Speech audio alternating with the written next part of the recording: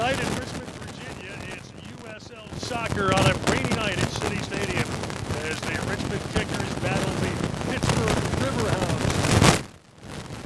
Yeah, we sure do. Right, my head's in a mess. Like we're getting this awful static. I'm gonna run that.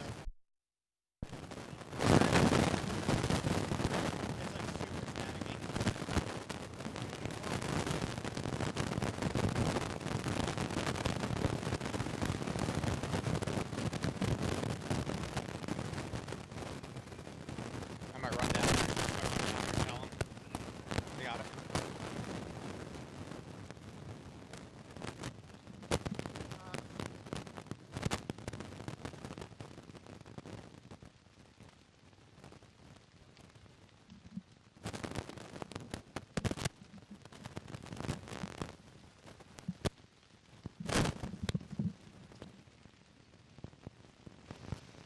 You guys got any yours comms?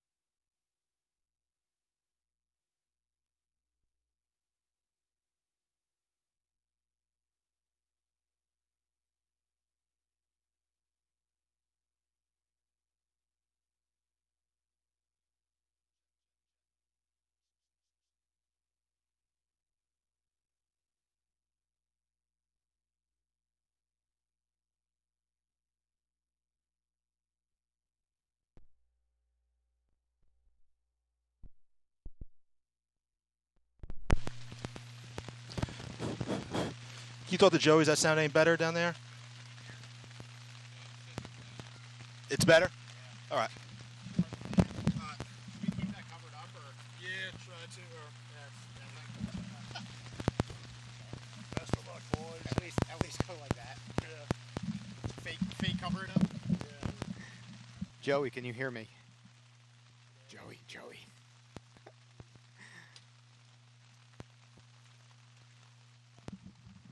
It's good enough, right?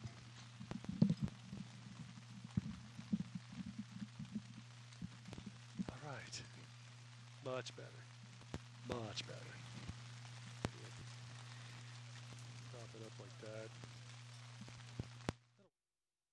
Yeah, well.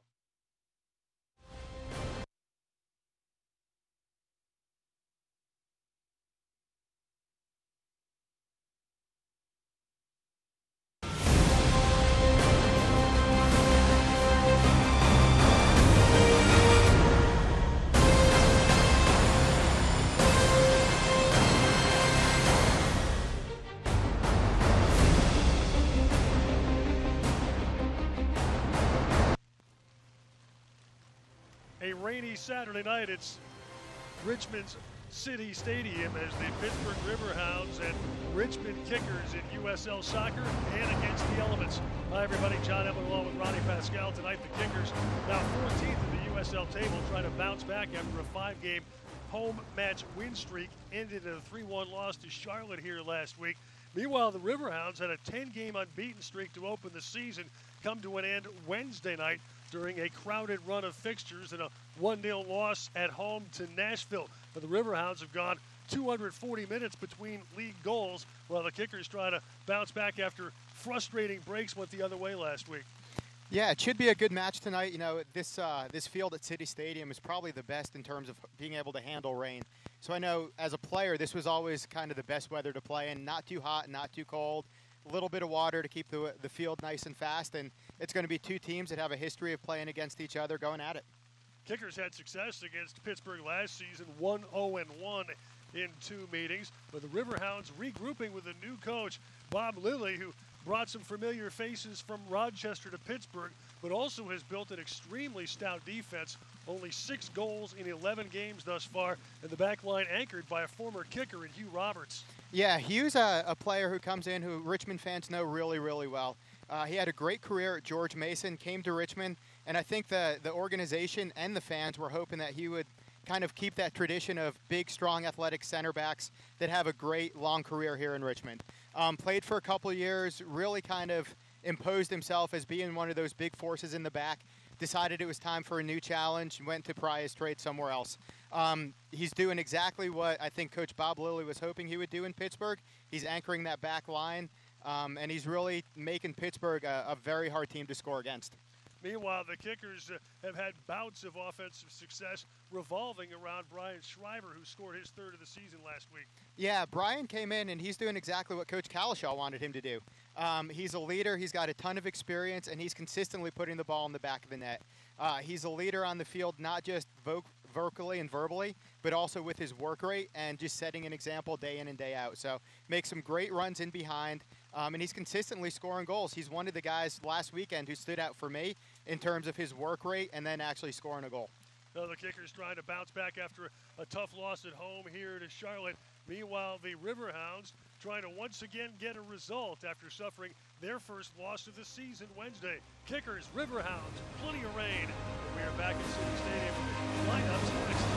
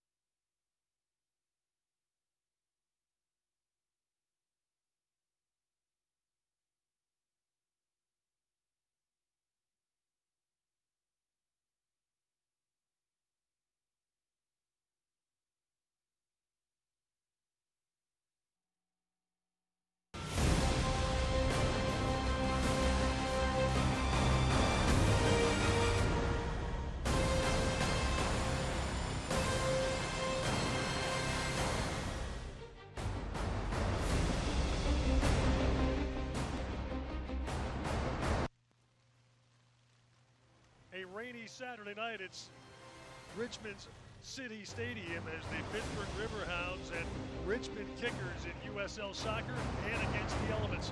Hi everybody, John Emmett along with Ronnie Pascal. Tonight the Kickers now 14th in the USL table, trying to bounce back after a 5-game home match win streak ended in a 3-1 loss to Charlotte here last week. Meanwhile, the Riverhounds had a 10-game unbeaten streak to open the season come to an end Wednesday night during a crowded run of fixtures and a 1-0 loss at home to Nashville. But the Riverhounds have gone 240 minutes between league goals, while the Kickers try to bounce back after frustrating breaks went the other way last week. Yeah, it should be a good match tonight. You know, this field at City Stadium is probably the best in terms of being able to handle rain. So I know as a player, this was always kind of the best weather to play in. Not too hot, not too cold. A little bit of water to keep the field nice and fast. And it's going to be two teams that have a history of playing against each other going at it. Kickers had success against Pittsburgh last season, 1-0-1 in 2 meetings. But the Riverhounds regrouping with a new coach, Bob Lilly, who brought some familiar faces from Rochester to Pittsburgh, but also has built an extremely stout defense. Only 6 goals in 11 games thus far, and the back line anchored by a former kicker in Hugh Roberts. Yeah, Hugh's a player who comes in who Richmond fans know really, really well. He had a great career at George Mason, came to Richmond, and I think the organization and the fans were hoping that he would kind of keep that tradition of big, strong, athletic center backs that have a great, long career here in Richmond. Played for a couple of years, really kind of imposed himself as being one of those big forces in the back, decided it was time for a new challenge, went to pry his trade somewhere else. He's doing exactly what I think Coach Bob Lilly was hoping he would do in Pittsburgh. He's anchoring that back line, and he's really making Pittsburgh a very hard team to score against. Meanwhile, the kickers have had bouts of offensive success revolving around Brian Schreiber, who scored his third of the season last week. Yeah, Brian came in, and he's doing exactly what Coach Kalishaw wanted him to do. He's a leader. He's got a ton of experience, and he's consistently putting the ball in the back of the net.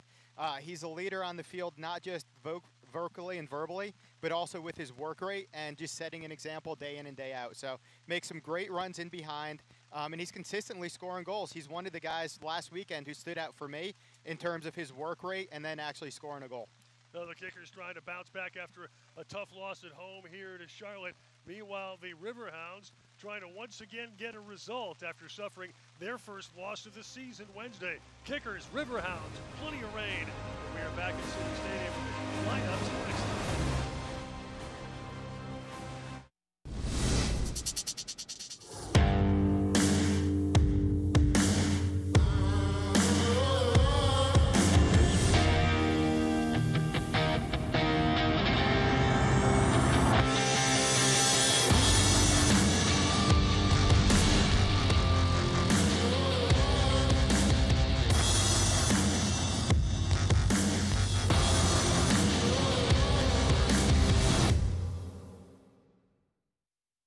Make time to escape to the coast and enjoy 60 miles of beautiful beaches and let the sound of the ocean's tide take you to your happy place. Now's the perfect time to book your spring getaway to Myrtle Beach, South Carolina. Besides, you deserve it. Seize your moment now and come, let go, and unwind on Myrtle Beach Time. Let go and unwind on Myrtle Beach Time. She works as a meteorologist at CBS 6, but Nikki D. Ray does all kinds of jobs. Roll call. I'm Nikki D., the construction worker. I'm Nikki D., the insurance agent. I'm Nikki D., the doctor. I'm Nikki D., the fast food cook. I'm Nikki D., the referee. I'm Nikki D., the teacher. I'm Nikki D., the beekeeper. I'm Nikki D., the race car driver. Nikki D. Can You Be Me? On CBS 6 this morning.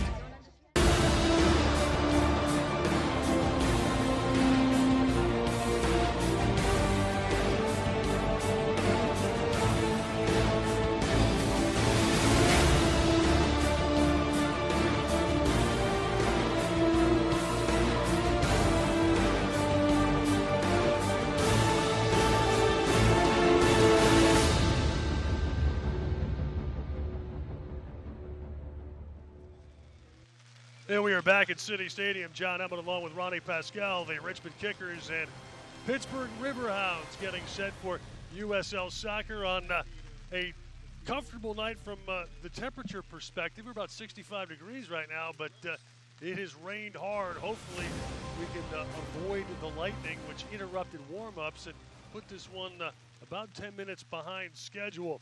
For Pittsburgh, their third match in 8 days, and not surprisingly, they have trashed the lineup again. 5 changes from the group that lost 1-0 Wednesday to Nashville, with Dan Lind, who's turned into a mainstay between the sticks in part due to injury. Then the back line of Ray Lee, Hugh Roberts, Todd Pransner back in the lineup, Thomas Vankiazil, who's been sort of their Braden Troyer. He's played 3 or 4 different roles. Kennardo Forbes, Jordan Dover, Ben Zemansky, Cristiano Francois back in the lineup in the midfield. Romeo Parks and Kevin Kerr up top. Meanwhile, for the kickers tonight, it is Trevor Spangenberg between the sticks with Travis Wara on recall. Ronnie will get into the details momentarily, but he's back with DC United. Back for the same as last Saturday, Austin Yearwood, Mikael Williams, Connor Shinosky, Alex Lee. The midfield, Braden Troyer, Udai Amura, Oscar Umar, Brian Schreiber, Kobe Osewusu. Amura, the only change in the field 10 from last Saturday, as he replaces Brandon Eaton. And then Abiel Cordova is up top. And we are underway. Richmond in the red. Dover. And already the weather and impact is Schreiber came up with a takeaway. Dover gets ahead to it. Forbes plays along. Kerr dumping it off for Ray Lee.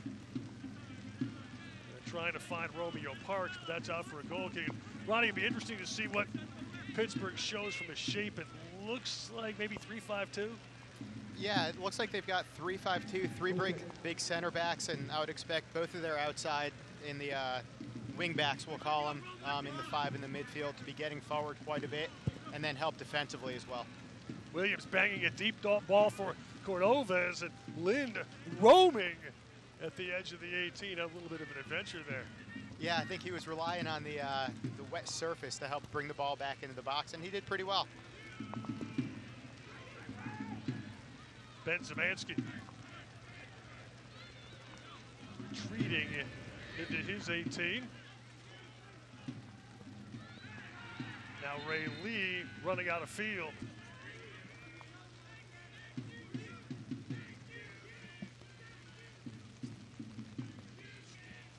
Restart coming for Richmond. Oscar Umar getting his first touch.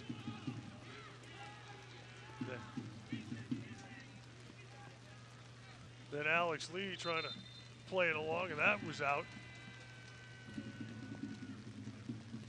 Ronnie, it looks like maybe there's a difference between comfortable rain and rain that really does kind of impact what we're going to see. Yeah, you know, this, as a player, these were always my favorite nights to play in because the rain kind of cools the temperature down a little bit. The field here at City Stadium is in fantastic shape. Probably the best I've ever seen it in the 19 years I've been involved in Richmond. But it's always been able to handle a lot of rain. It just speeds it up a little bit, which players, I would say on both teams with this caliber, would be excited about that. Going to be able to move the ball around pretty quickly, and I'd say give it about 10 or 15 minutes as teams get used to the conditions, and we'll start to see an exciting game. Connor Shinosky's long ball headed away by Vanki Azil. Parks for Pittsburgh. Osewusu played it back. Spangenberg will try to start the counter. Yearwood got ahead to it. That'll be a Pittsburgh throw.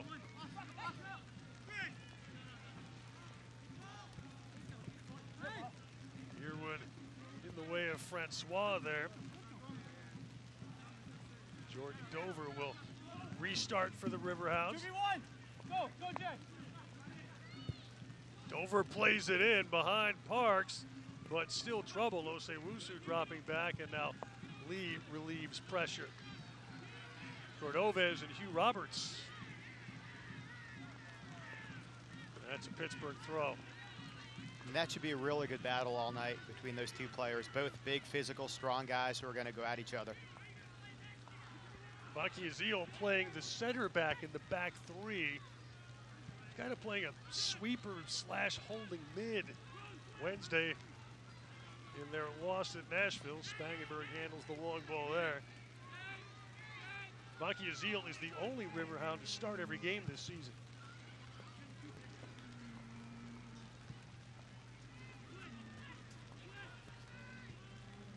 Forbes coming away with possession, but that's out for a throw. Ray Lee will restart for the Hounds. Forbes back for Vanki Azil. Trying to find Parks. Lee got in the way. That's recovered by Zemansky. Now Dover. Dover against Yearwood. Parks nearly got a boot to that. Corner kick for Pittsburgh. And Pittsburgh earns the first corner of the match.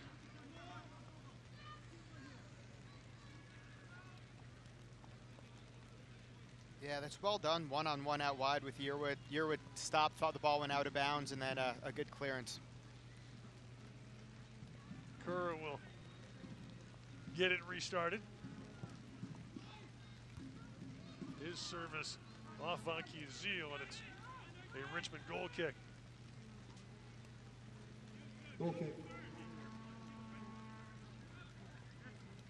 Set pieces can become very important on a night like this. I think every set piece, you pump it in the box, could be a dangerous opportunity.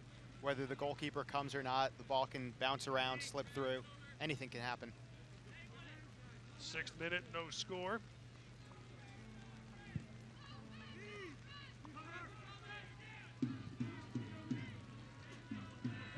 Uziel finally got ahead to that. Szymanski sent it forward, then Umar the other way. Shriver gets a piece. That's chased down by Dover. Pransner playing one of the 3 center back spots. Roberts lost his footing but kept the ball. And gives him a little what for. Francois.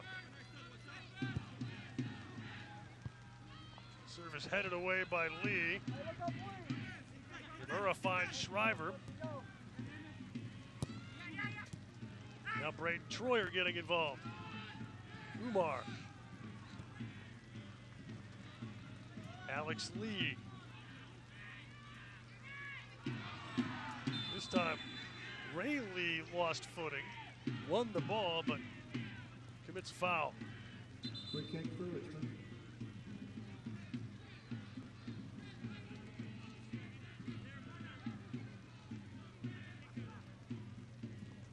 Referee tonight is Lucas Zapala, Jonah Kind, Brendan O'Neill, the assistants. Nicholas Furnish is the 4th. Yearwood back for Williams. Shinoski. Parks got a piece of that. Francois. Forbes wide for Kerr. He serves in. Dover. Szymanski. Dover's service. Parks got a piece. Dover recovers. Francois. Szymanski had to chase. Now Uziel. Lee. And his service, the Parks header winds up a Richmond goal kick. That was a really good spell of possession by the Riverhounds right there. Moving the ball side to side. They look really comfortable playing out there tonight. And a good ball in to Romeo. And possession was one of the points of emphasis with Kickers head coach Lee Collishaw yesterday. Kickers have been under 50% in all of their league matches thus far. Here's Lee. He went flying, courtesy of Ray Lee.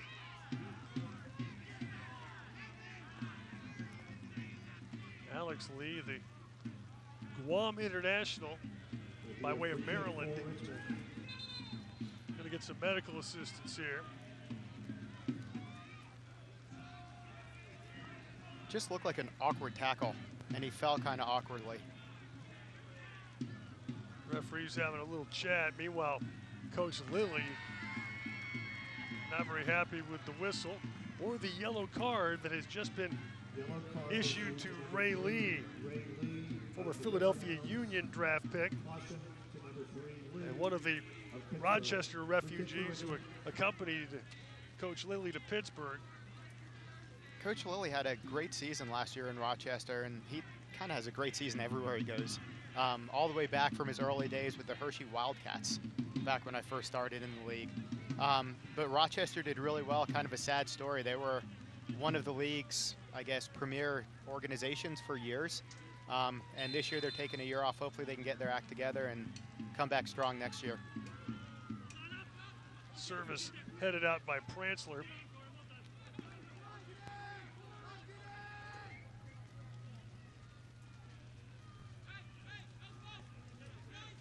Pittsburgh gets a throw. So a caution to Ray Lee in the 10th minute. No score on a rainy night in Richmond. Pransner's clearance handled by Williams. Back for Trevor Spangenberg, who once played a game for Chivas USA. Ambitious ball for Osei-Wusu. Hugh Roberts joining the pursuit. That's a Pittsburgh throw.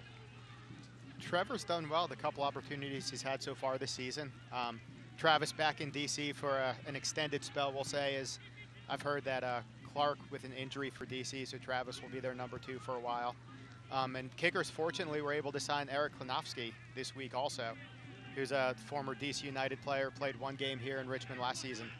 And he is the backup tonight. Travis Wara has been recalled. All of the DC United loanees are currently with the parent side. Zemansky, Francois, back post service, chased down by Lee for Richmond.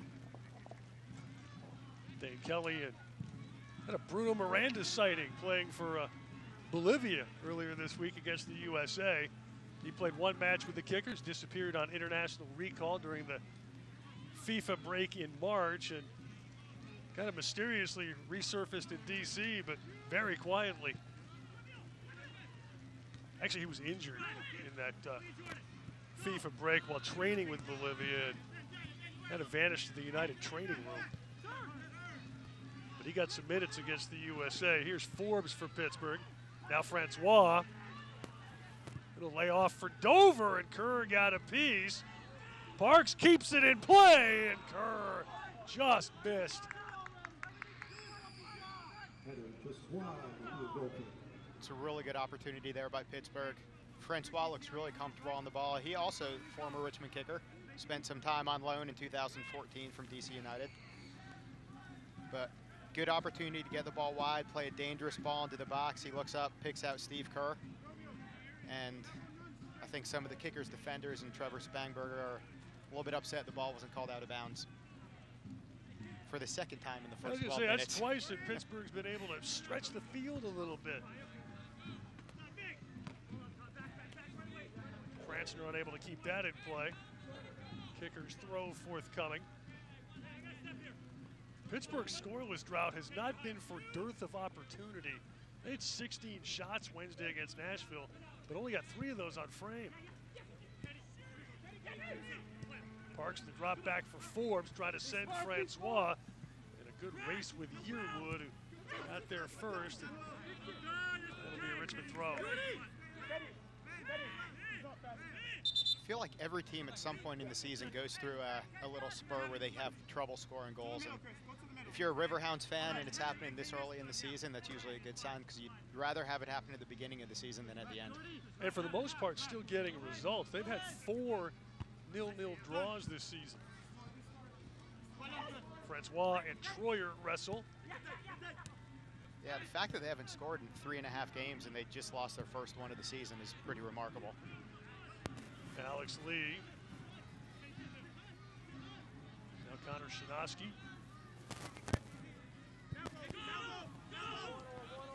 Yearwood.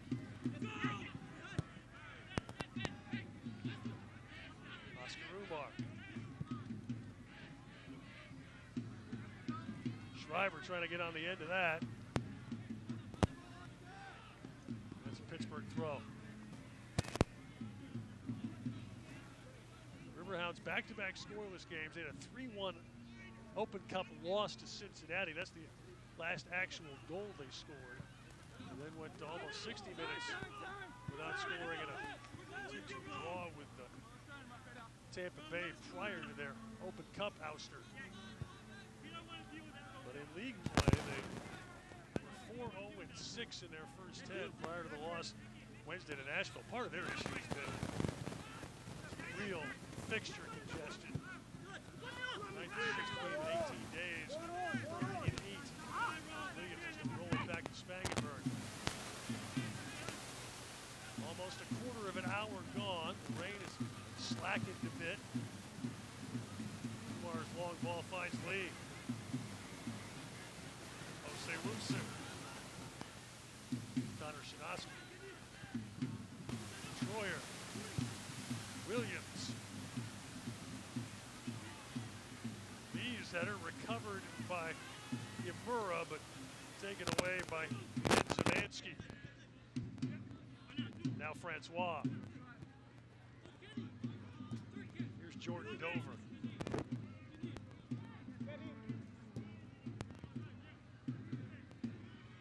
Forbes plays back for Hugh Roberts.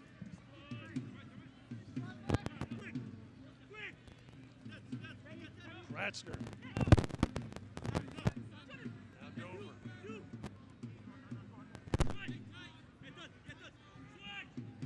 Francois.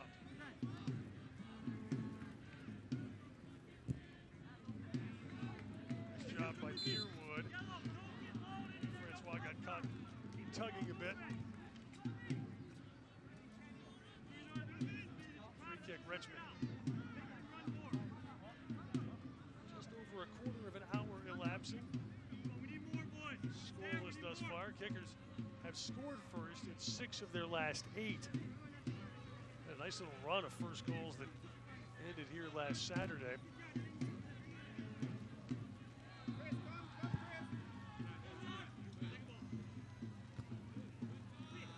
Pratzner won the header, but Umar able to pick out Osewusu. Back for Lee. Shanoski. Williams. Looking for Cordovez.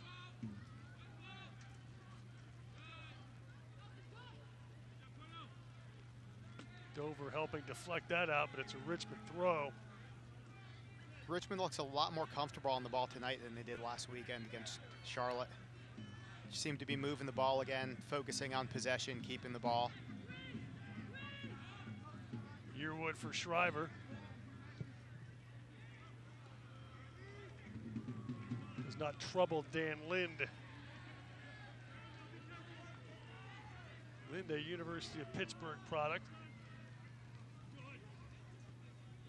Shanoski heads forward. Umar got a touch, but Forbes there. Nearly gave it away, and Monkey Azil was able to deny Cordovez a touch in a dangerous spot.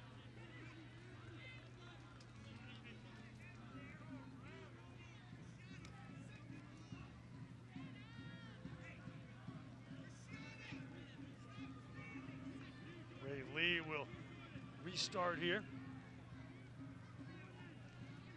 Roberts. Monkey Azil, native of France, part of a national championship Division II team at the University of Charleston this past fall.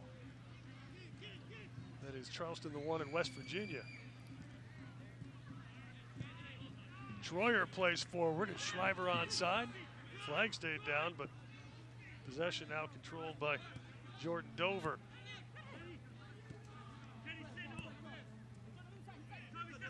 Forbes.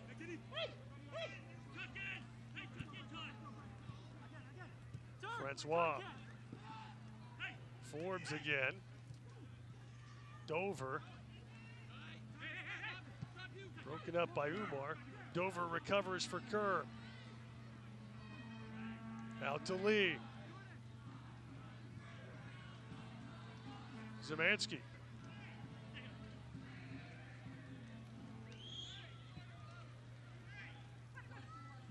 Ratzner. Move it. Get out of here. Dover, as again Pittsburgh enjoys a spell of extended possession. Monkey Azil.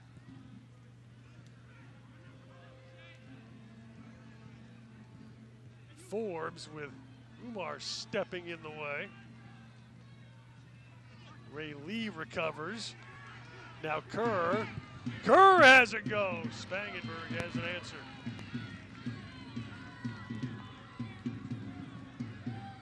Nearly 20 minutes in, still scoreless, but possession leaning Riverhounds' way.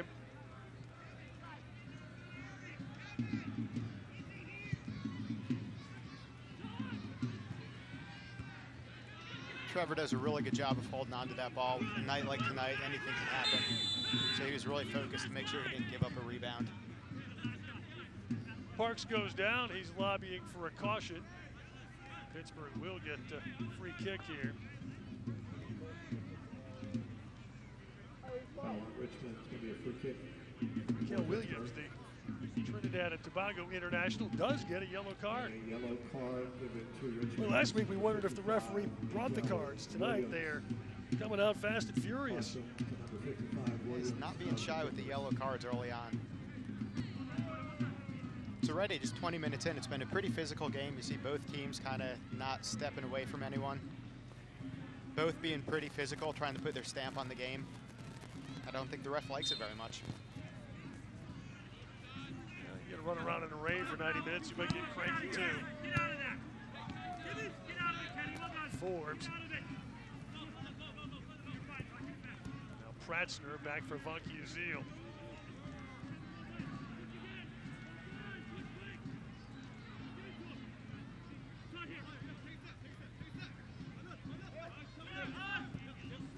Pratzner picked out Zemansky now. Dover. Troyer trying to break up the attack. Good deflection from Francois, but Troyer able to clear. Now Kumar. Jose Wusu trying to drop it back. Here's Shinoski.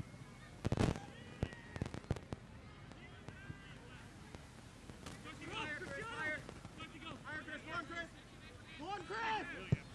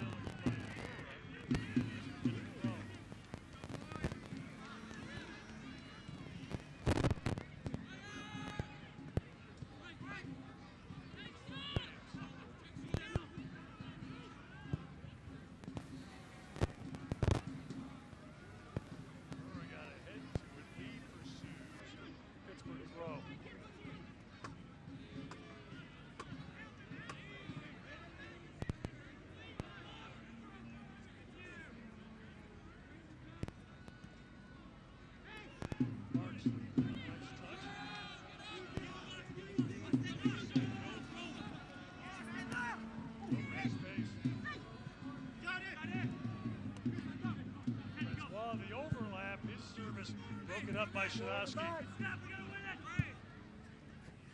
Yearwood out for Cordovez. Frustrated as he was unable to get on the end of it. 24th minute, no score. Pittsburgh currently 4th in the table, but only 4 points out of the lead. Richmond 14th and 6 points out of a playoff spot. Dover restarts. Yearwood back for Shinoski. Rain beginning to fall a little harder again. Jose Wusu. Now Williams. Yearwood probing for Imura. That ball a little too pacey. Goal kick coming. Apologize for audio issues. Ronnie Pascal is still here, but his headset apparently has been recalled to DC United. While we work through that, carry on solo as Dan Lind gets set to restart. 25th minute, no score. Pittsburgh's had the preponderance of the opportunity. Troyer up to win that header, but Zemansky comes up with possession for Lee. Umar stepped in there, but Hugh Roberts picks out Forbes. Now Francois. Dover.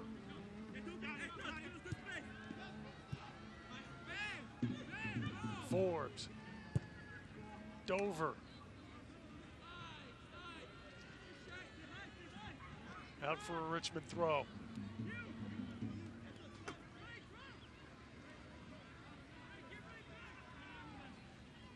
Kickers in a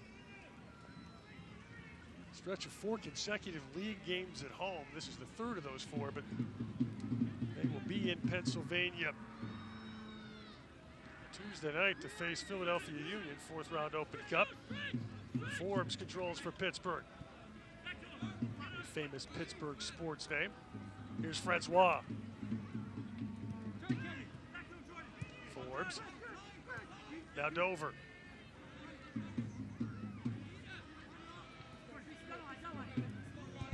Dover well defended by Yearwood, who won the ball for Shriver. Now Umar. Yearwood clearing for Cordovez.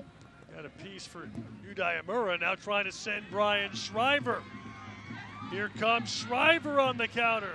But Hugh Roberts there to close him down. That'll be a Richmond corner. Corner kick coming up for Richmond. Just in time, Ronnie Pascal returns. I'm back. Thank you, John.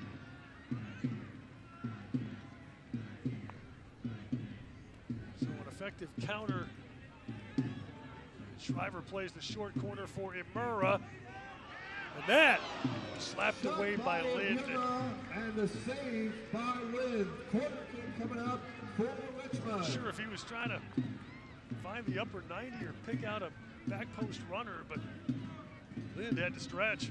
Yeah, I think that again could have been maybe a Schross, we call that. Possibly pick out the upper 90, but Lind did a really good job of getting a top hand up there and hitting it around the post.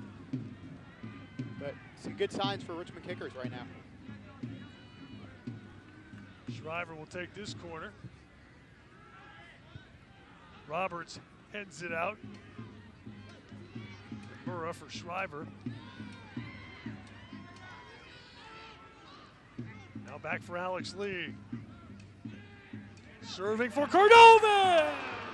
Header saved again by Lind. Corner kick coming up for Richmond. Lind stretching, and he did get a piece. And that's a much more difficult save than he made that look. Williams did a great job of hitting that one down, trying to use the surface to speed up the ball, and Lind did a great job of getting two hands there, making sure he pushed the ball around the post.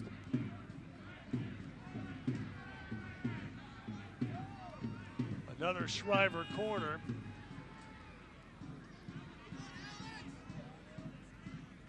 And that was deflected out for a Richmond throw. Umar. Picked off by Lee. Parks trying to start the corner. Murrah got in the way. Parks recovers for Roberts. And Murrah again with other plans. Lee recovers. Roberts hounded by Cordovez. Excellent high pressure here. That's banged away by Kratzner. Away Richmond throw. Best spell of possession thus far for the kickers.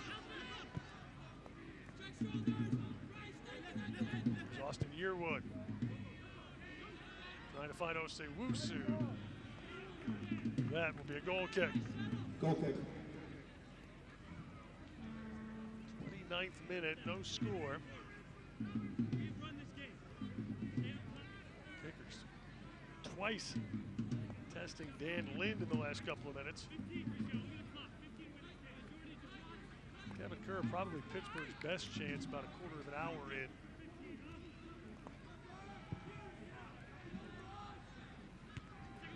Shinoski up for the header. Umar, then Osei-Wusu. Lee got a piece of that, but trickled all the way back.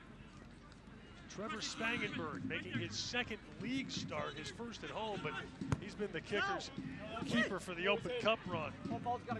Ryan Shriver got on the end of that. Picks out Osei-Wusu. Now Umar. Here's Lee.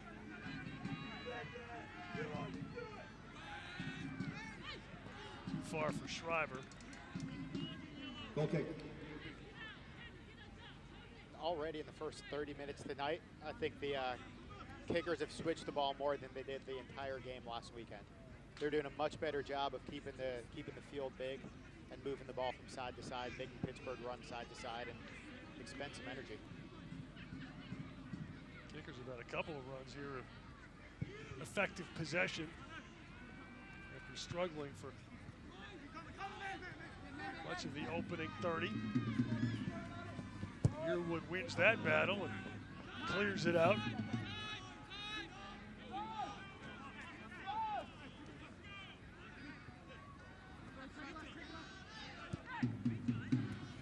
Francois. Dover.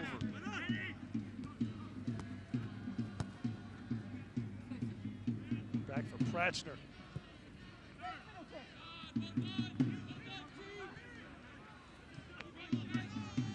Parks. Francois. Here's Kerr. Layoff for Dover. Service in. Cleared by Lee. Forbes. Bucky Azil. Francois. Here's Dover.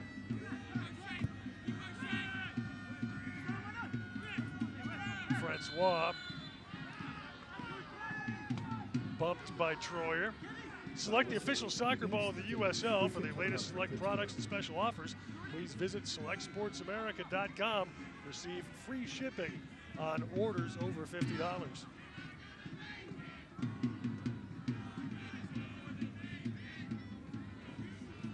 Francois has been causing the kickers trouble all night so far in the first 30 minutes, and there he just kind of takes Braden Troyer into the middle looking for a shot, and Braden decides to go for the foul instead of just keeping him in front of him. So it gives him an opportunity in a really dangerous spot, especially on a wet night like tonight. Expect to see a shot on goal. Forbes and Parks both lurking over it.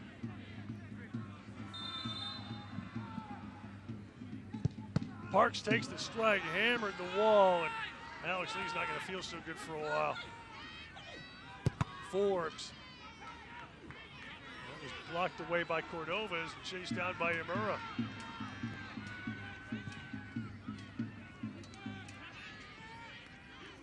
That was a great take by Alex Lee right there. The unfortunate part of being in a wall sometimes, but he took it well.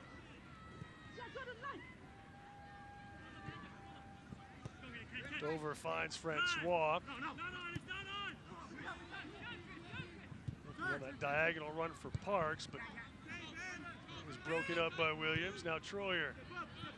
Back for Shinovsky. More than a half hour gone, no score. Kickers couple of strong opportunities in the last 10 minutes. Imura unable to chase that down as Lind creeping to the edge of the 18 to handle it. Yeah, and it looks like the last couple minutes, the kickers have noticed that as Pittsburgh attacks, their backs step up really high. So there's a lot of space in between the backs and the goalkeeper. And they've had some success trying to play some balls in behind there. It's going to be hard on a night like tonight with the ball skipping the way it is. Spangenberg trying to put it back in play. That instead is out for a throw.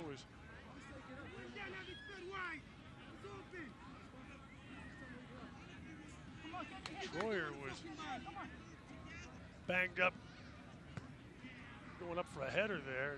I saw after the foul, he started to hold his, we'll say groin area, upper leg. So I'm hoping it's not an injury, something he can just kind of walk off a little bit, but it's something to keep an eye on. He's really been the Iron Man for the kickers this year. He's kind of been the glue. He's played center back, left back, midfield, and seems when he plays that holding midfield spot, that's when the kickers seem to flow best offensively. Yeah, him and Oscar Umar are starting to get a really good partnership in there. It's going to be interesting to see what Coach Kalishaw does. He can always put Udai back in there to sit in and put someone like Luis Fernando or Owusu in that attacking spot. It looks like Troyer is done. Luis Fernando has donned his game jersey. Judging by the reaction of the kickers bench to Troyer's arrival, they'll play with 10 momentarily, and then we'll see Luis Fernando. Dover trying to take advantage. Diagonal ball for Kerr. That one's actually out. I wonder when they find that. Yeah. That was one that looked like it stayed in. Here are exclusive stories from the USL's players at USLsoccer.com's From the Pitch, with written and video content that provides unfiltered access and a first-person look into the professional game, players' everyday lives. Now, here it is, first sub of the night Luis Fernando is on for Richmond. Number 71, Luis That's Fernando. probably a smart call by Greg Troyer right there. This early in the season, you don't want to chance playing on if it is a muscle injury and possibly make it worse. So we'll have to keep an eye and listen, but I know it's not great timing with their trip up to Philadelphia this week. Just starting to get completely healthy.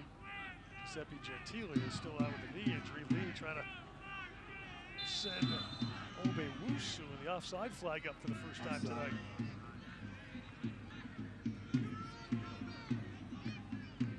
Yeah, so it looks like Luis Fernando came into the left side and Brian Schreiber tucked into the middle. Good run by Osi Wusu there, just unfortunate to be a little bit offsides. Fernando a week and a half ago was spectacular in the Kickers Open Cup win over Penn FC. 20-year-old Brazilian scoring twice. He was less effective last Saturday in a briefer stint. Kerr trying to send Parks. Shinaski able to clear for Umar. He was less effective, but I thought he was one of the few bright spots, if you're looking for bright spots from that game, where he came in. I know he was tired from playing 90 midweek, but he worked really hard. And his work led to a couple opportunities against Charlotte. So I think it was a good week for him last week, and hopefully he can add to it this week. Roberts finding some space. Picked out Parks. Broken up by Cordova as Parks recovers. Parks has a go. Set it wide. Not just wide. Goal kick.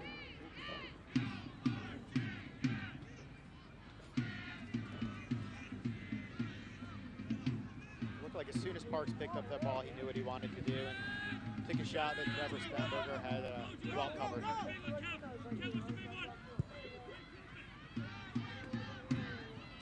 Lee up to win the header and take a tumble. Cordova is trying to get on the end of it. He goes down. And it appeared he actually did put a hand on that ball as opposed to last week, but play continues. And Imura leads it back to Williams. Yeah, that's a good ball in by Williams. And Fernando was offside. Yeah, a replay from behind the goal showed up on social media last week, and it was pretty clear the ball hit him right in the stomach and went in, wasn't anywhere close to his hand. So unfortunate for the Kickers because that did kind of change the tone of the game. If they could have gone into halftime 1-1, instead the goal gets called back and then Charlotte scored right before halftime to make it 2-0. So completely changed the game. And that second Charlotte goal, haven't seen anything definitive, but a lot of rumbling that might have been offside. We've not seen the very clear video that was available on the Cordova's non-goal. Definitely no home cooking going on in Richmond last weekend. Cordova's in traffic, broken up by Forbes. Francois broken up by Yamura. Fernando back for Yearwood.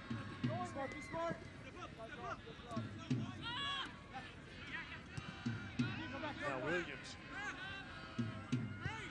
Kickers were really hammered by that first FIFA weekend. Not often you see a USL team with 3 international call-ups. Williams went back to play for Trinidad and Tobago, Lee for Guam, and Bruno Miranda, who was still in Richmond at the time, was summoned. Here's Kerr. That's broken up by Shinaski, but a corner coming for Pittsburgh. Corner kick for the Riverhounds. Yeah, it has something to be said for Richmond, the type of organization they are, where they're attracting players of that caliber. And it might not be the Spain and France, but it is international duty, which is pretty special. So Richmond needs to be careful right now. They've had a bad habit of letting goals in the last 5 minutes of the half. Particularly in this stadium. Kerr service in, headed by Cordovez to Imura. Schreiber starts the counter for Fernando. And then Fernando taken down on a professional foul by Jordan Dover. And I would not be surprised at all to see a yellow card. That's kind of the definition of a yellow card foul. And there it is. Yellow card to Pittsburgh's number 5, Jordan Dover goes into the book. To number 5, Dover of Pittsburgh. Free kick for Richmond. I like that mentality by Luiso. As soon as he got the ball, he knew he was going to go after him, and either force a foul or try to get in behind. So kickers get the restart. Williams picks out Fernando. Imura.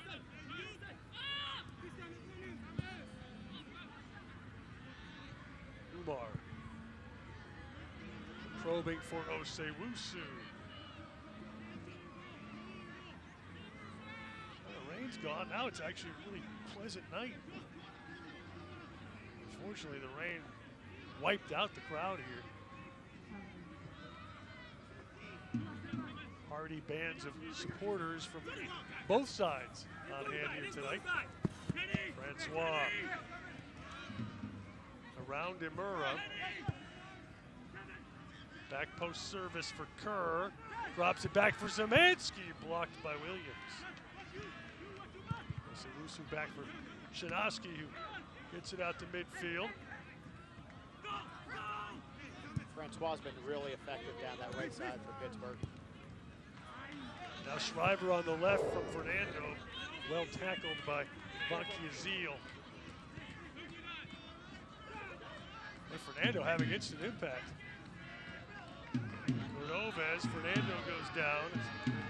Ratchner had position there. Now Francois. They gave that one away to Umar. Kickers will try to reshape here. 43rd minute, still no score. And Williams goes on a buccaneering run. But Pratchner interrupts. Forbes evades a tackle. Imura got a boot in. Kept alive by Zemansky for Francois. Francois back post. Lee there to shield Kerr off. Corner coming for Pittsburgh. That was an important tackle there by Yuda Imura to slow down the Riverhounds attack. They had numbers going forward, and just getting in front of it slowed it down enough for Richmond to get numbers behind the ball. It's a good look there by Francois. It's a really tricky ball for Alex Lee to deal with, and he did well to put it over for a corner. Kerr will serve it. Roberts got a head to it. Spangler not very excited about some of the defensive coverage there.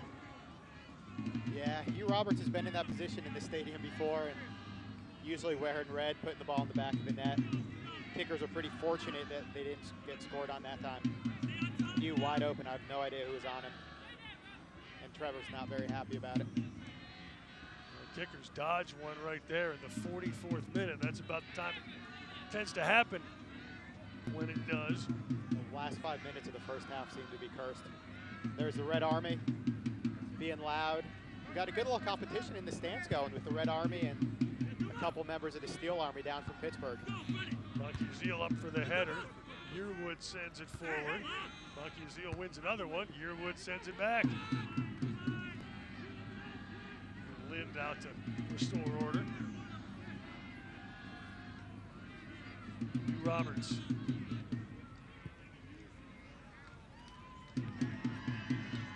Parks. Forbes. Dover has some space.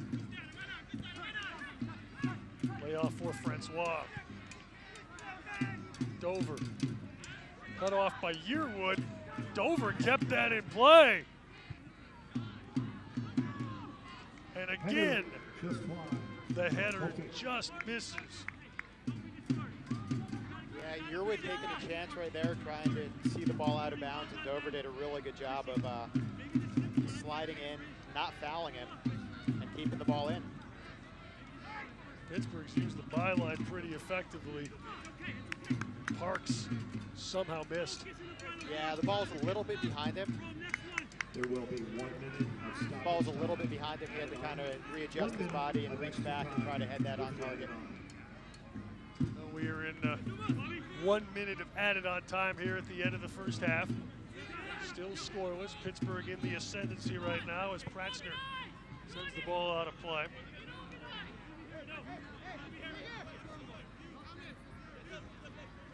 Yearwood will restart. Ando for Yearwood. Dayamura. Shinoski. Umar.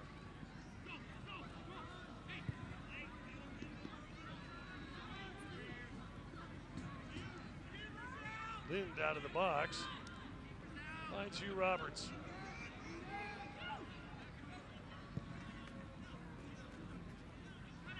Parks unable to get ahead to that. Shinoski for Lee, and that will be all for the first half. The opening 45 in the books at City Stadium in Richmond. The Riverhounds and Kickers have slogged to a goalless opening half. For complete weather coverage, Gawashaw trying to find some answers. Pittsburgh, a couple of great late first half opportunities. Roberts, the former kicker, just missed there. Kickers who've had a tendency to give up some of the late ones. Avoid it there, and the Steel Army wondering where they'll see their side score again. We are goalless at halftime in Richmond.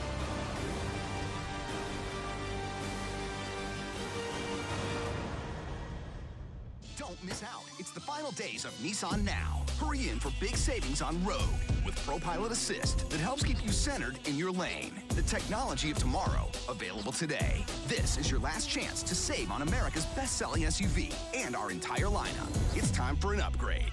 Hurry in to Nissan Now. Exclusive offers and this event end April 2nd. Get 0% financing for up to 72 months on 13 models or save up to $10,500 on select models. Make time to escape to the coast and enjoy 60 miles of beautiful beaches and let the sound of the ocean's tide take you to your happy place. Now's the perfect time to book your spring getaway to Myrtle Beach, South Carolina. Besides, you deserve it. Seize your moment now and come, let go, and unwind on Myrtle Beach Time. Let go and unwind on Myrtle Beach Time. She works as a meteorologist at CBS 6, but Nikki D. Ray does all kinds of jobs. Roll call. I'm Nikki D, the construction worker. I'm Nikki D, the insurance agent.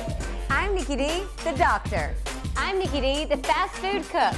I'm Nikki D, the referee. I'm Nikki D, the teacher. I'm Nikki D, the beekeeper.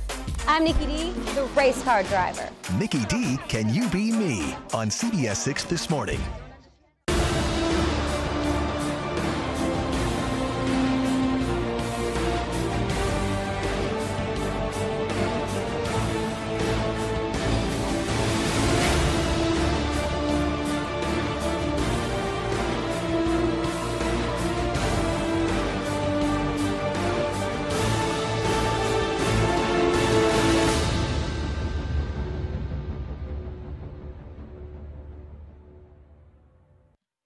Back at City Stadium in Richmond, Virginia, John Emmett along with Ronnie Pascal, the Richmond Kickers and Pittsburgh Riverhounds have battled through 45 scoreless minutes, though both teams have had opportunities. The Kickers coming in a flurry of back-to-back possessions about a half an hour, 35 minutes in, and then Pittsburgh, one good chance early from Kevin Kerr, and then a couple of great chances late that did not get on frame as Trevor Spangenberg was trying to straighten out his defense.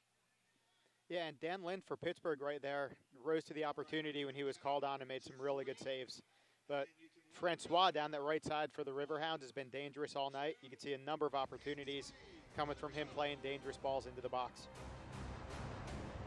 That was the Kerr header off Parks keeping the possession alive, but two good chances for Richmond.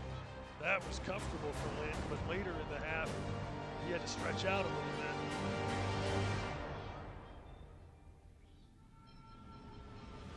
That's a really good save down to his right off of a Raquel Williams header, and he did really well to keep that one out.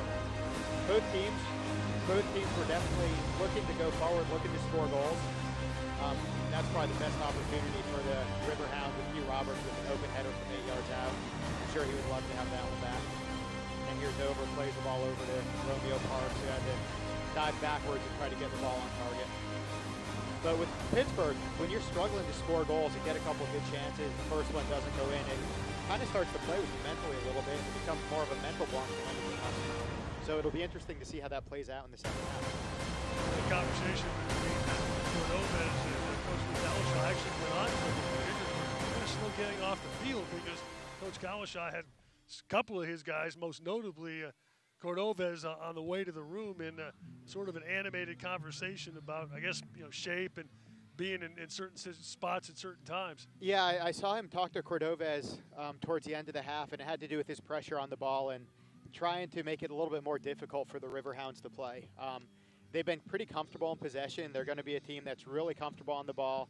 They like to move it side to side, and then they find their opportunities to attack down the wing, as you've seen with Francois, mainly on the right side.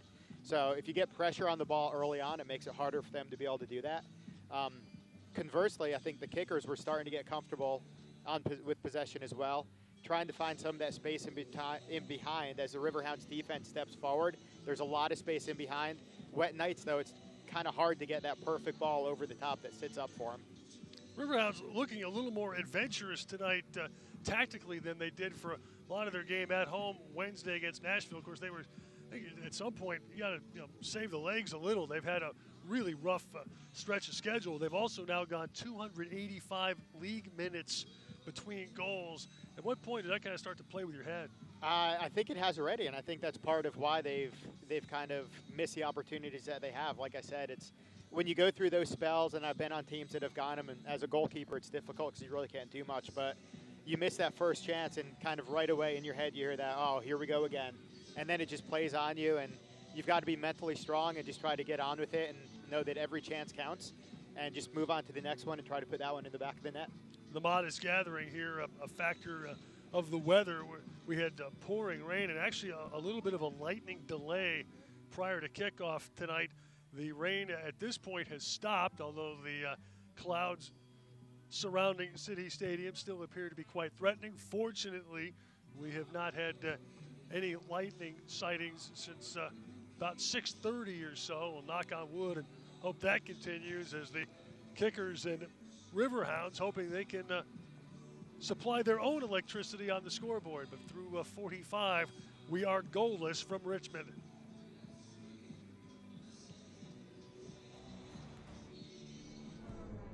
Welcome to another episode of The Breakdown.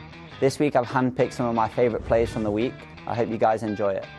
Back across to lose. Iwolo, still loose, and how about? This play from Iwolo starts here. He wins the header, and that allows his striker to go through on goal. The commitment to win the header and then follow it through with the run and the support as well, because he could just stop. He could stop his run and expect the striker to score, but he follows it through. He doesn't take the best of first touches when it comes back to him, but he has the composure to take another touch and relax. So a cheeky double nutmeg to finish it off. Zerda there, finds Perez. Perez with the back heel, it's there, and a goal! Joaquin Rivas! This play is more about the assist. When he picks it up, it's very difficult because he has two defenders on him. He uses his awareness, his spatial awareness is fantastic. He tries to stay in the box as long as possible, and then the support run from Rivas is also tremendous. It looks an easy skill, but it's not. It's very difficult. And again, Rivas' finish on the weaker foot into the far corner. Again, it's a brilliant play. Combine well with others. We saw him a few weeks ago with Fresno. Oh, this is dangerous opportunity here. Strike, and we are equal. This has to be one of my favourite plays from the week. When Lopez gets the better of his defender here, he sees the keeper coming out. His first touch actually takes him on a tight angle. And when you see this frame here, he knows he's got three defenders rushing back to goal.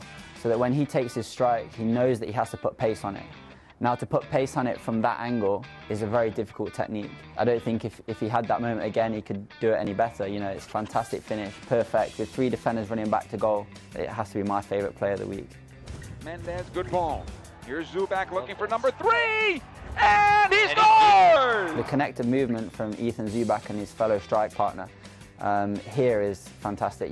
He comes to feet and he drags the defender with him, and then he uses his agility and his speed to get past the defender with just a simple movement, a simple step. Again, to have that partnership with your striker is something that's very strong, and it will hold him in good stead for the season. There's a reason why he's player of the week. Out of his 4 goals that he scored, that was my favourite, purely because of the movement and the tactical awareness from both of them.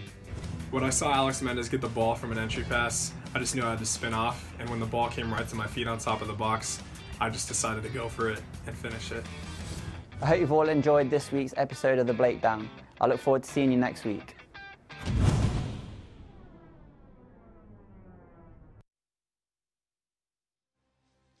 We're back at City Stadium, Richmond, Virginia. John Emma with Ronnie Pascal. USL Soccer tonight, Richmond Kickers and Pittsburgh Riverhounds goalless through 45 minutes. Big news in the USL this week, the promotion of FC Cincinnati. They are on their way to MLS next season. Obviously changes the flavor of the league a little bit, but you've got a number of clubs, including Pittsburgh, with some fairly ambitious ownership, and you can look at that and kind of see the path.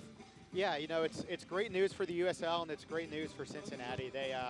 They've done it the right way. I remember playing in Cincinnati years ago with small crowds, high school stadiums, and new ownership came in. They had a vision, they had a goal. They put the money behind it. People I've talked to who have gone to the game say the atmosphere is absolutely unbelievable. Basically a sellout every week, and they get rewarded for it. So for them, it's a great goal. It'll be good to see them do that, and it's, you know, again for the USL, another team that's moving up. They kind of started in the USL, and now they're moving to MLS. So it's another great story. On the subject of MLS, Richmond Kickers will get a crack at a Major League Soccer side, but very short turnaround. They'll jump on the bus Monday, head up to Philadelphia, and tangle with the Union down by the river in Chester Tuesday night. Lee Kalishaw was saying yesterday he really likes his depth right now with people getting healthy. Still no Giuseppe Gentile, but Milan Roberts is in the 18 tonight. He hasn't played yet this season, but is apparently match fit. And Lee was talking about maybe an entirely different 11 Tuesday, kind of pending the outcome of this one, but obviously it's going to be a challenge. Yeah, it is. You know, it's kind of unfortunate. The Kickers were hoping to get a home game. We've had some great home games against MLS teams throughout the years here at City Stadium. So either way, for the players, it's really exciting. For the organization, it's exciting. Any chance you get to go play an MLS team is great. You know, back in 2011 when we made that run, we had to play in Columbus, had to play in Kansas City. So we were able to do that and take care of business. It makes it a little bit more rewarding when you're able to go on the road and beat the MLS team in their home stadium. You know, for Richmond, it's one game right now, though. So you have to go in there. You've got to be focused on the one game. I'm sure Coach Kalishaw will have a game plan. I know Philadelphia is starting to kind of turn the corner. They're playing well in MLS. I'm sure it'll be an opportunity for some of their young players to get some time. But it's a good opportunity for Richmond to go in and make some noise in the Open Cup again. I think the Kickers' biggest concern is that Union fields a USL side, Bethlehem Steel, that has outscored Richmond 7-2 in 2 matches this season. And Coach Kalishaw kind of frightened that he might see most of Bethlehem Steel's lineup Tuesday, and I think he'd rather play the Union. Yeah, it's going to be interesting to see how the Union goes about doing it. They haven't had the best of luck up there in Eastern PA this year, but they did win up there in Reading in the Open Cup to get the home game last week. So maybe that turned the corner for the Kickers and changed their luck a little bit, and they can go into Union Stadium and take care of business. All right, halftime stats are presented by Valpak. Valpak.com is your 24/7 source for nonstop savings on hundreds of Richmond area businesses and local restaurants. Don't have the famous blue envelope with you? Well, download the free Valpak app for even easier savings. Valpak.com, it's like printing money. Meanwhile, the Kickers and the Riverhounds trying to figure out how to print goals. Riverhounds have had plenty of shots, but officially only one on frame.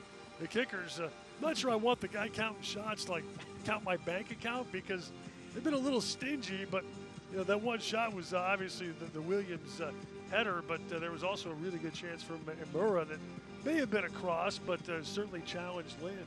Yeah, you know, it's kind of misleading. I think the game's been a little bit more even than that. I think possession's been pretty close between the two teams.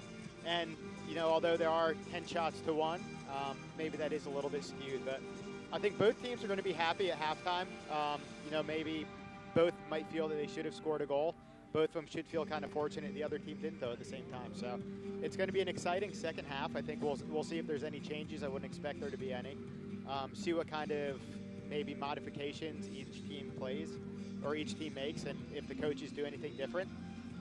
But it should be fun. Both teams have been coming after each other, and it's been an exciting game so far. And you see the 6 total fouls and 3 cautions issued. We got a new sheriff in town tonight. We have roughly a yellow card for every other foul. There was one substitution in the first half as Brayton Troyer went out possibly a little nicked up in the 35th minute.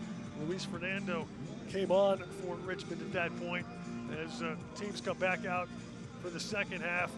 Umar Cordovez, Imura, Yearwood, Fernando Shriver, Lee Osewusu, Shinosky Williams, and Spangenberg. So it'll be the same 11 that ended the half for Richmond. And the Riverhounds have Parks Forbes, Machiazile.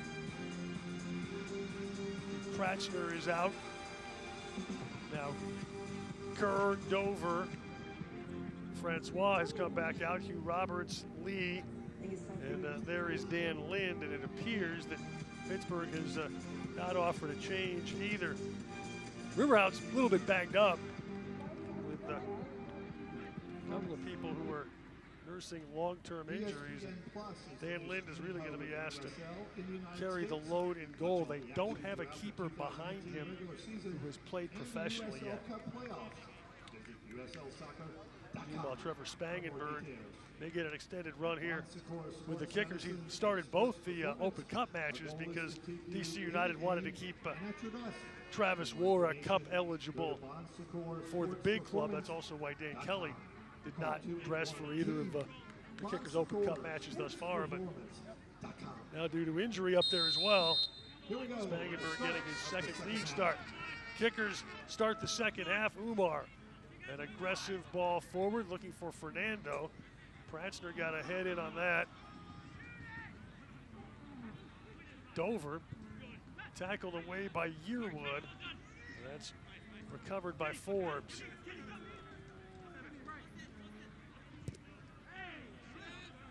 Now Dover. Right side was where Pittsburgh was productive in the first half. Here's Francois. Pratchner. Francois, nice touch against Yearwood. Zemansky.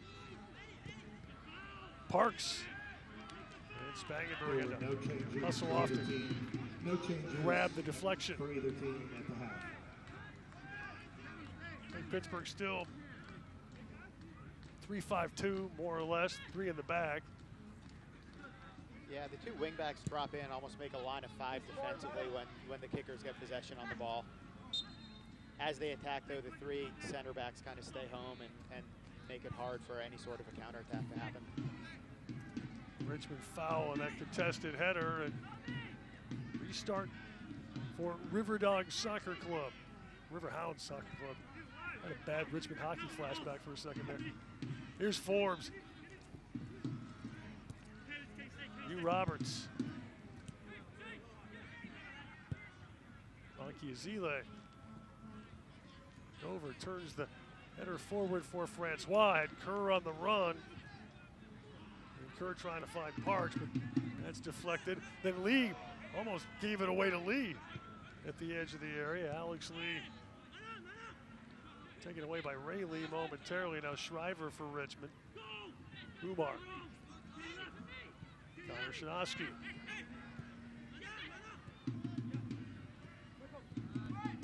Osewusu. Williams, who's been more involved offensively tonight. Yearwood. Goes down on the Francois challenge, and Richmond will get the restart. Please don't walk on the seats. Please pay attention to the action on the field at all times. Soccer balls can enter the stands at a high rate of speed at any time. Yeah, Yearwood might be a little bit fortunate there to get the call. Looked like they kind of tangled feet a little bit, but good pressure by the Riverhounds and by Francois. Williams a little fake there, then he finds Yearwood. Broken up by Pratchner. Shriver, I think that was a handball. Handball. The kickers and the USL request that you refrain from tossing. Shriver disagrees. Onto the field. Any spectator. But he does not get a vote. Or interrupting play in any manner. Forbes for Lee. Subject to arrest. The kickers at USL, thank you for your cooperation. Forbes against Osewusu. Murrah. Luis Fernando, the late first half sub. Fernando goes down and gets the call. Bob Lilly on the Pittsburgh bench offers a dissenting opinion. Free kick for Richmond. Yeah, Luis Fernando's done a really good job with the opportunities he's gotten since entering the game, and draws the foul right there for the kickers, and they end up all the way back to Trevor Spangenberg. Monkey Azil went up for the header. Now Cordovez gets a piece. Umar trying to send it along, but wound up with Forbes.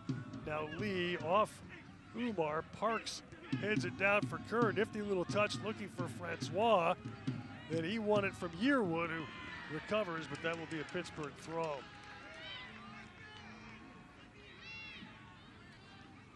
Riverhounds have firepower available on their bench. Their leading goal scorer this season, Nico Brett. In fact, he has almost half of their goals available as a sub tonight.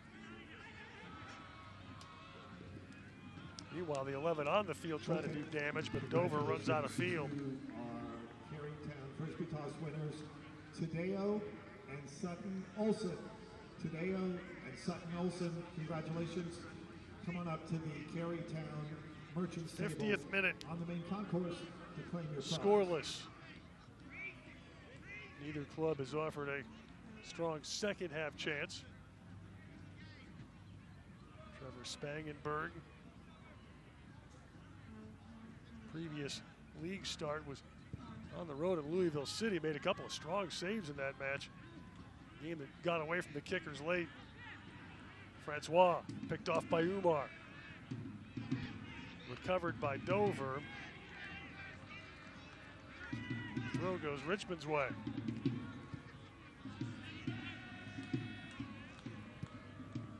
Shinovsky out to Osewusu. Alex Lee looking for Shriver, got ahead to it. Cordovez giving chase. Pratchner got there first. The kickers win another throw.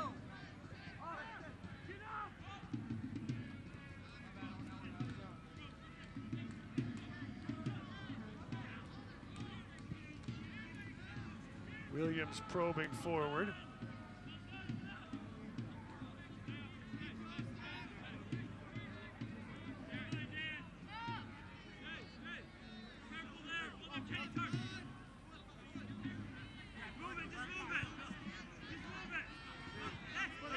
Hugh Roberts.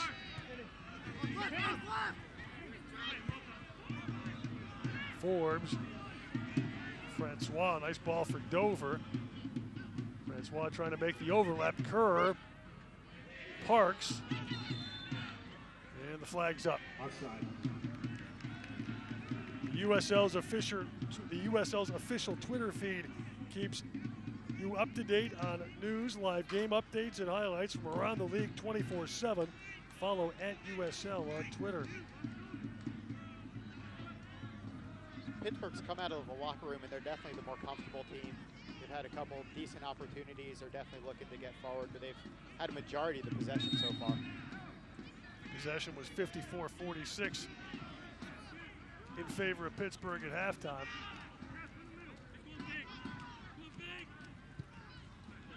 Shinovsky probing forward. That's headed away by Monkey Azil. Osewusu back for Lee. Imura.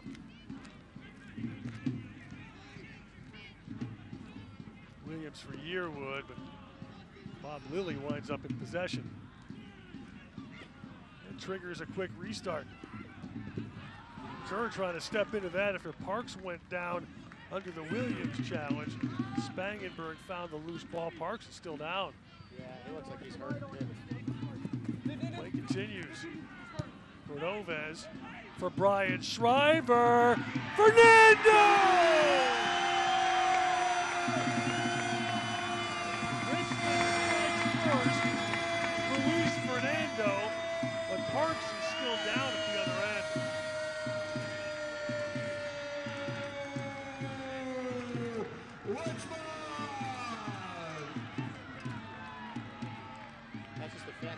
counterattack goal by Richmond right there. That's how you light it up. And Luis Fernando, who scored 2 in the Open Cup win over Penn FC, opens his USL account. Yeah, I don't think he's going to get an easier one by there. That is a phenomenal run by Shriver, and then before he even gets the ball, he knows exactly what he's going to do. Right there, that just shows his experience, his understanding of the game as a player. He knew he was bringing the defender away with him. Knew Luis was making that run and didn't even really look up. Just plays the ball across, knows that Luis is there, and all Luis has to do is tuck it into an empty net with his favored left foot. It is Shriver's 3rd assist of the year.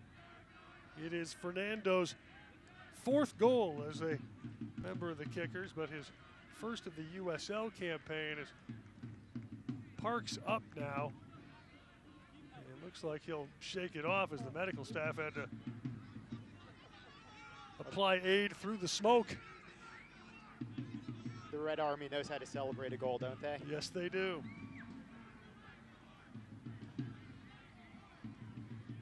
Park's going to trot off for a moment, but I don't see Pittsburgh preparing a sub at the moment. It looks like he'll jump back in there, but now Kickers strike first. 7th time in their last 9. And in the 55th minute, they enjoy a 1-0 lead. And Shriver, again, he's been the one player who's been trying to find those diagonal runs in between the 3 center backs of the Riverhounds. And that time he's rewarded for it. Szymanski rolls it back for Vanki Azil. Forbes. Dover on the diagonal. Broken up by Fernando. Recovered by Francois. Pratzner. Yearwood took that away. Hugh Roberts picked off by Vanki Azil. Now Szymanski. Kerr. Francois. Vanki Azil jumping up. His service headed by Williams. Osewusu with help from Lee. Able to relieve pressure. Don't think that's how they wrote that up, but it ended up being effective for the Kickers. Forbes. Looks like Pittsburgh's starting to really push up a little harder now. Lee. And Parks. Blocked by Spangenberg. That's well done by Spangenberg. I think he kind of got caught coming out for a ball that he knew he wasn't going to get and just made himself big and made it really hard for Parks to get it around him. Pittsburgh still has all 3 subs. We approach the hour mark.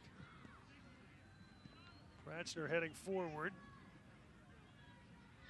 Francois goes down under the Shriver challenge right in front of Lee Cowlishaw. He wasn't jumping up and down excited about the call. Well, he was jumping up and down. And he was excited. That's a complete mistake on my part. I was going to say, he doesn't get that kind of excited very often. He was exactly jumping up and down excited. He gets angry excited. Oh, Parks got a touch there, but as has been the case all too often for Pittsburgh as of late, it's off frame. Yeah, and that goal really came against the run of play of this half so far. Pittsburgh's had a majority of the possession. They've been attacking the Kickers' goal most of the half. There's another good opportunity, and Parks just doesn't get a solid foot on it. Nice ball in from Ray Lee, one-time Philadelphia Union draft pick, played college soccer at St. Louis University, and one of several former Rochester Rhinos to wind up in Pittsburgh with Coach Lilly. And he was coached in St. Louis by former Richmond kicker Mike McGinty. He was a goalkeeper with me my first 2 years here in 2000 and 2001. Thanks for coming out and supporting Richmond Kickers Soccer. Vanki Azil, who has the ability to really jump up, finds Dover. Now Kerr, but he was offside. Offside. And Pittsburgh can bring some folks off the bench tonight particular Nico Brett, but Noah Frankie, Dennis Chin, they also contribute some offensively. Coach Lilly still has all 3 subs at his disposal. Richmond has 2 remaining. Luis Fernando's goal, the margin of difference.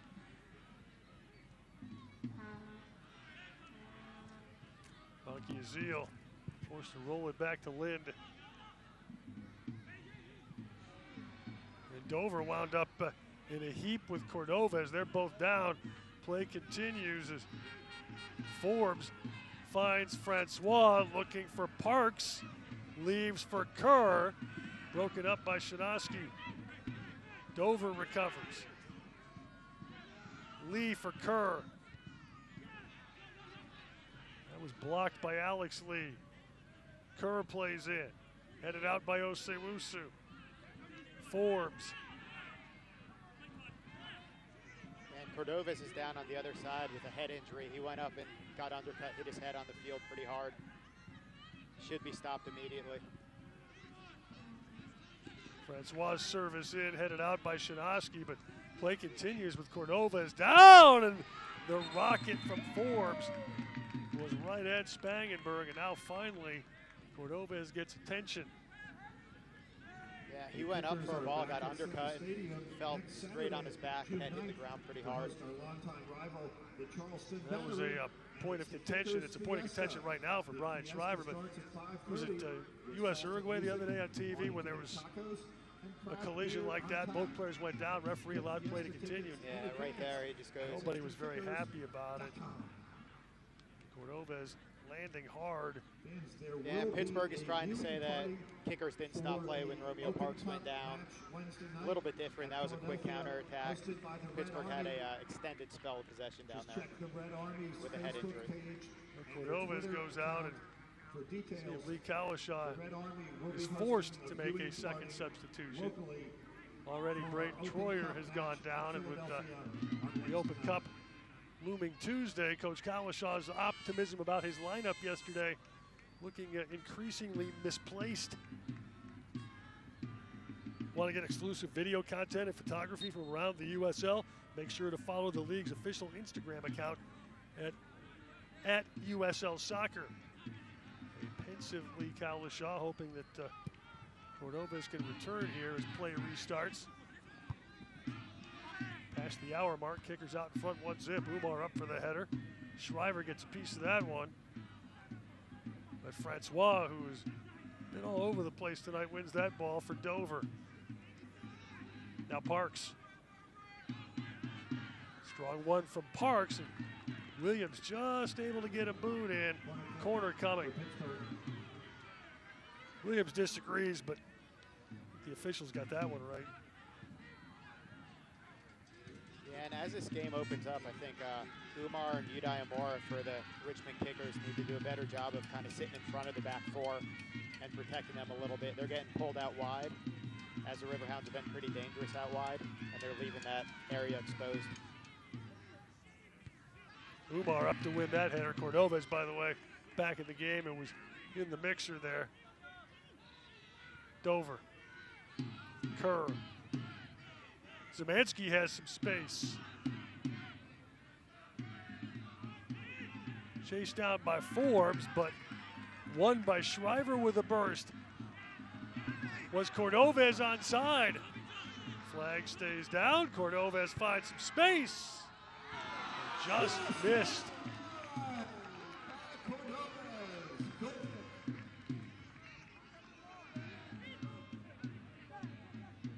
Another good counterattack for the kicker, started by Brian Shriver. Great work to win the ball in the corner and spots Cordovez.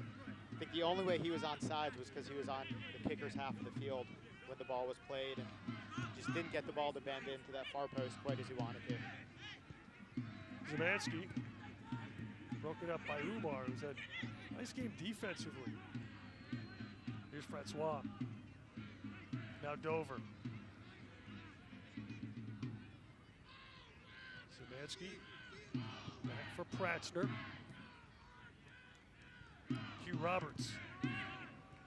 Kerr. Zelansky. Pratzner jumping up. Taken away by Luis Fernando. Finds Cordovez. Imura for Shriver.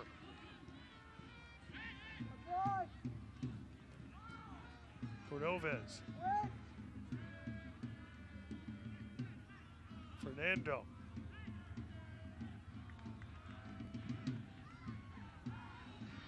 Fernando trying to fight through the Vanki Azil challenge. Still Fernando. Hugh Roberts there to deny that. But Cordovez keeps it alive. Again, Roberts. Knocks that one out of play. Kickers up 1-0, 65th minute. Riverhounds only suffered one loss thus far this season. Steel Army in the house tonight. It's important for Richmond to try to keep the ball a little bit right now. Not like they just did. Give them a chance to kind of relax a little bit, get some air, take some pressure off of them defensively. Here's Ray Lee. Now Forbes. He's had international service with the Jamaican side. Dover. Zelansky. He was once Chivas property. He and Spangenberg may have crossed paths briefly.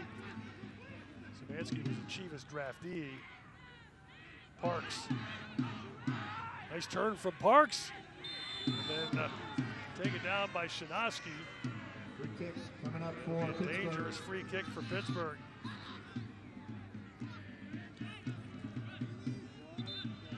It's well done by Parks. And here comes substitution for the sub for Pittsburgh, their leading scorer. Will be number 9. And they're going to bring in Nico Brett. He will actually replace Pratzner. So we'll have to see how they reshape. I don't think they're going 2 in the back.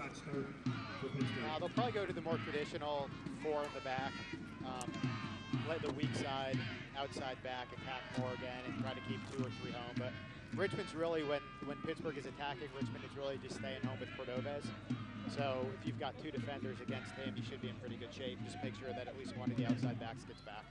So Nico Brett has a Pittsburgh tie, played his college soccer. Robert Morris, former Portland Timbers draftee, is on here. Forbes takes the free kick, and Spangenberg comes up with the save. Lee. Strong defending from Umar for a Richmond throw. Last call. It's a good save there by Trevor Spangenberg. A ball that you'd expect a goalkeeper of his caliber to save, but free kick goes over the wall. Trevor does a good job of moving his feet, getting his body behind it, getting 2 strong hands to push it wide. Kickers with a second throw, moving up the field as Vanki Azil deflected the first one out of play. So now you got Vanki Azil, Roberts. Yeah, they're going to drop Dover back.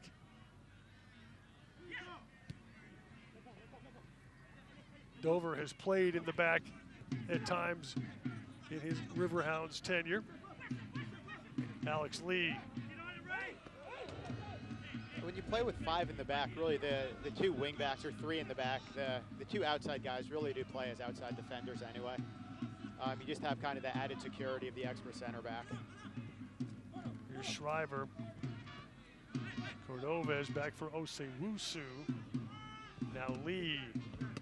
All the way back to Trevor Spangenberg. Headed forward by Roberts. Francois. Looking for Brett, but a little too much pace on that one.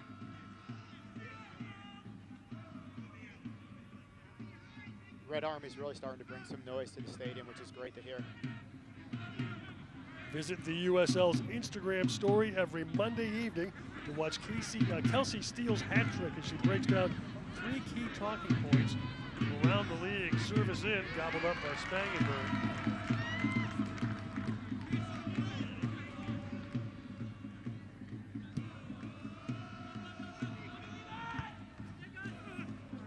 not the best ball in there by the Riverhounds, and Trevor does a great job of coming out and commanding his box.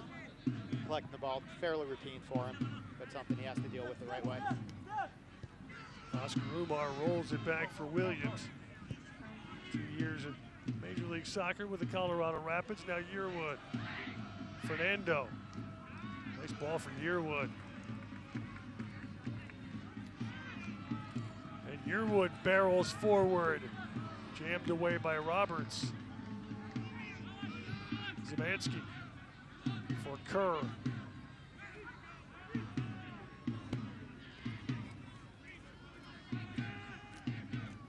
Looking for Francois. Williams interrupts.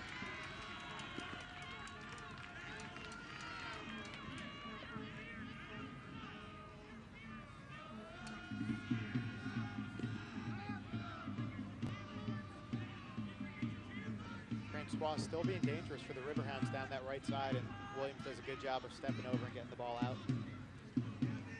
Forbes for Lee. And an offside whistle is Nico Brett trying to make a nuisance of himself. Jamaican, who has been involved in 7 goals this season for the Riverhounds. 5 he has scored, 2 he's assisted on. He is the only Riverhound with more than 1 this season. Kerr.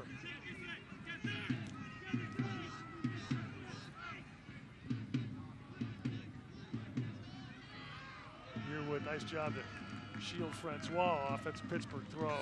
I will say, for as good as Bob Lilly's teams are defensively, they're usually not known as offensive juggernauts.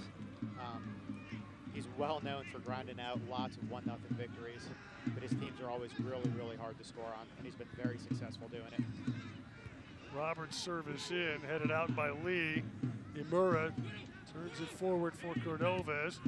Played it back for Osewusu, but he was unable to find a teammate. Yeah, I think he was trying to find Brian Schreiber, who was making a really good run in behind down that left side, and just mishit it. Forbes probing for Francois. That was a bit ambitious. Each side still has 2 subs remaining. 18 minutes and change remaining of the regulation 90.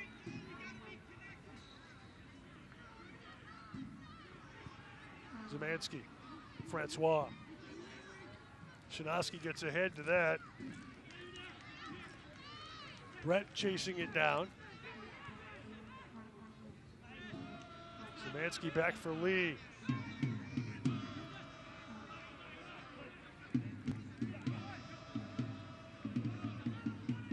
Zemansky's service in. Kerr gets ahead to it, and the match is level. Nico Brett got on the end of it. He's 6th. And we are tied at 1. It's a good goal by the Riverhounds there.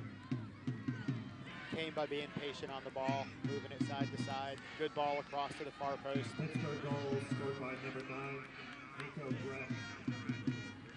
Assist number 10, Kevin Kerr. Yeah, Kevin Kerr gets free on the far post. Does a good job of just playing it back across to a dangerous spot. Number 9, Brett gets away from his defender and gets it away with a diving header. So the Pittsburgh sub ties this game with a 73rd minute goal. Now it is 1-1.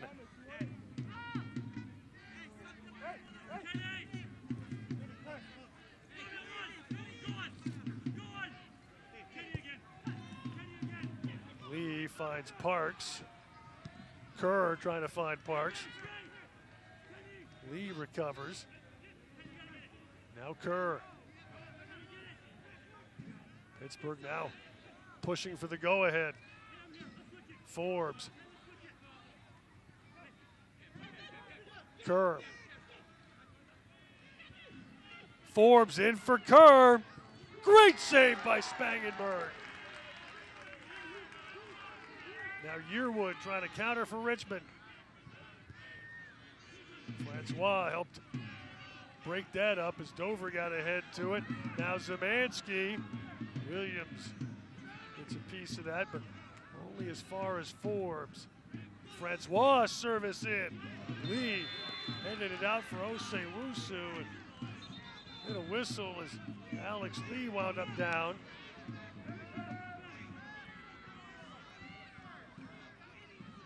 Spangenberg's upset.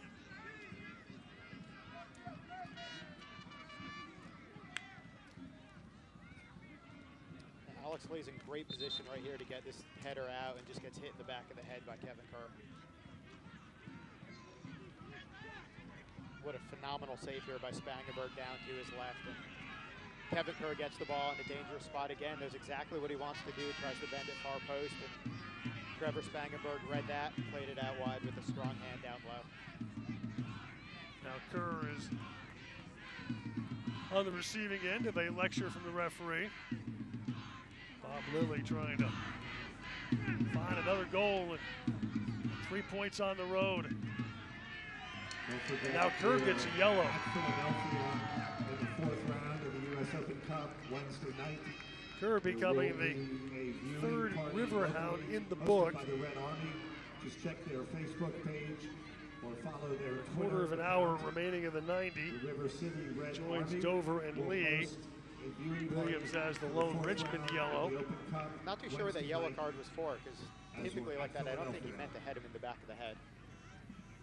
He was going for the ball, accidental contact, definitely a foul. Wonder if he uttered an unsporting phrase. That's what I was about to say. Maybe he disagreed with the call. I suspect that was dissent given the timing. So Spangenberg restarts. Bucky Zeal up for the header. Fernando tried to shade him and drew a foul. Bucky Zeal's tossed to the ball.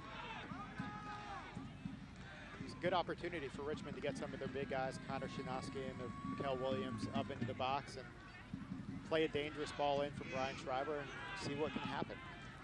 Williams, who has a pro goal in 8 seasons, almost had a second earlier tonight on a header. Maybe he's due. I'm sure that's what he would tell us. Schreiber over the ball.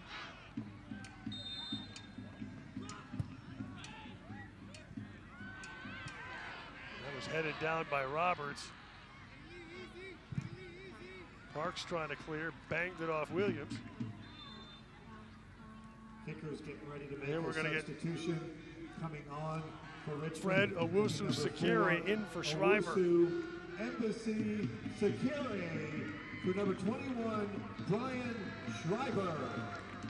Owusu-Sekiri hasn't had a chance to play much since taking a very ill-timed red card back in the NCFC match in late March. But he has been productive against Pittsburgh throughout his career, including a goal against the Riverhounds last season. Yeah, I wonder if part of that is with part of that sub is with an eye to Tuesday's game against Philadelphia. And Ryan Schreiber is such an important player for the Kickers, just giving him a little bit of rest. Lee wound up getting that odd frame off Lee. Ray Lee deflecting it off Alex Lee, but Spangenberg there to make sure it went no further.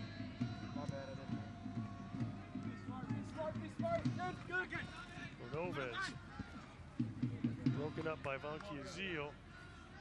Richmond throw.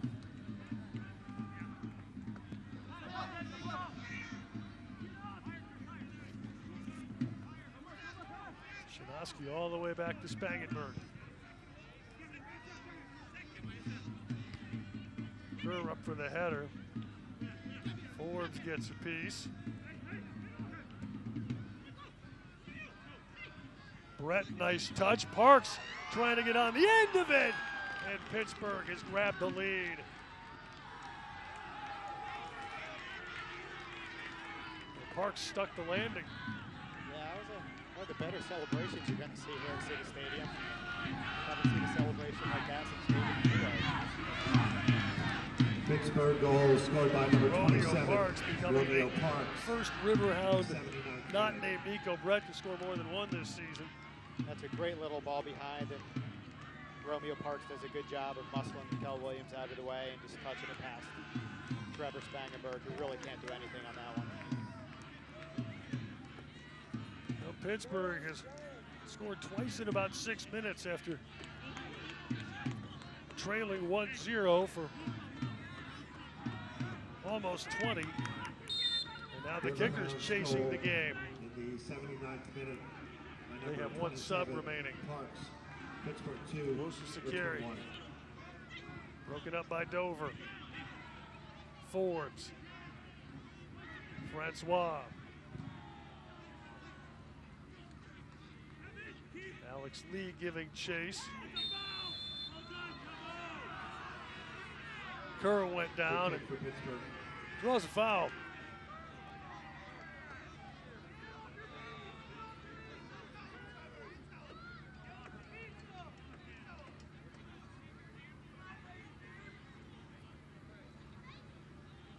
Pittsburgh's in no rush to take this free kick now. They've got 11 minutes left. It may take about 10 and a half to get this ball back in play. Yeah, Dan Lynn came all the way up from the 18-yard box to get the ball that was sitting on midfield for him to put it back in play. Which teams are hitting peak performance in the USL? Find out every Monday afternoon when the USLsoccer.com power rankings are released to see where your team sits after its most recent results. Kicker's trying to find a way to get a result now, but trailing 2-1, less than 10 minutes from time. As Kerr really is stretching the moment out, but in part because referee has Brett and Shinosky over for a conversation.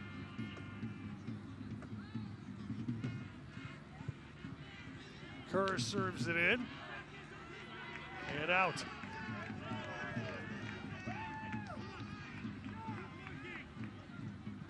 Pittsburgh getting ready to make another change. This will be defensively oriented.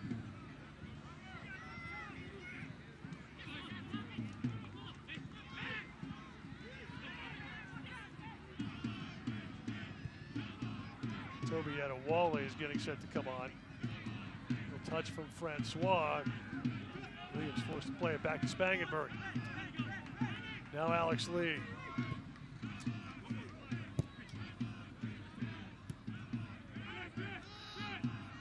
Francois and Owosu Sakiri scrum. Dover back for Zemansky. Hugh Roberts all the way back to Lind.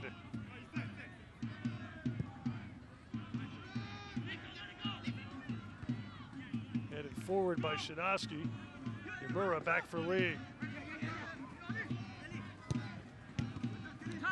This probing ball deflected by Forbes.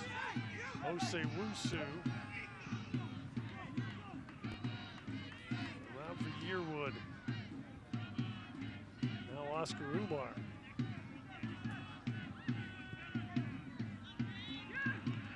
Now that Brian Schreiber's out of the game, Richmond really needs someone to make those runs in behind.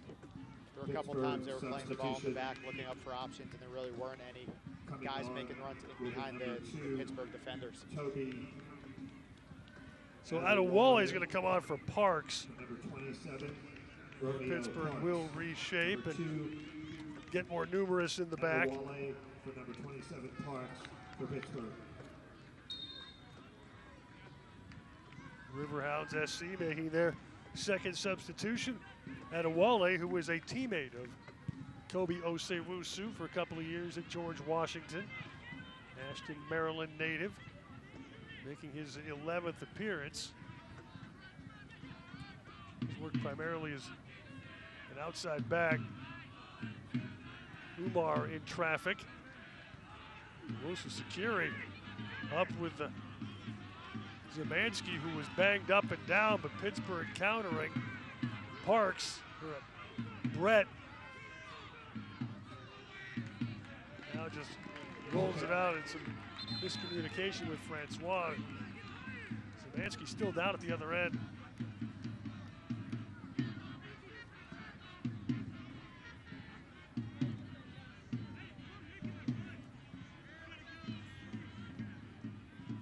has one sub left. I'm not too sure what happened to Zemansky. He went up and challenged with Owusu. Not too sure if he cramped up or if something happened when he landed. He landed a little oddly. They're looking at his left leg.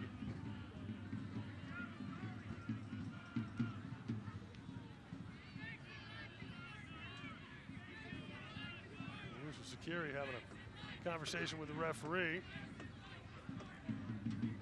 Last time he did that, it didn't work out very well for him. And he just got a yellow card. Yep, and I'm not sure why he was there. There wasn't a foul called initially. I don't know why he's involved in that. And he's not letting it go. And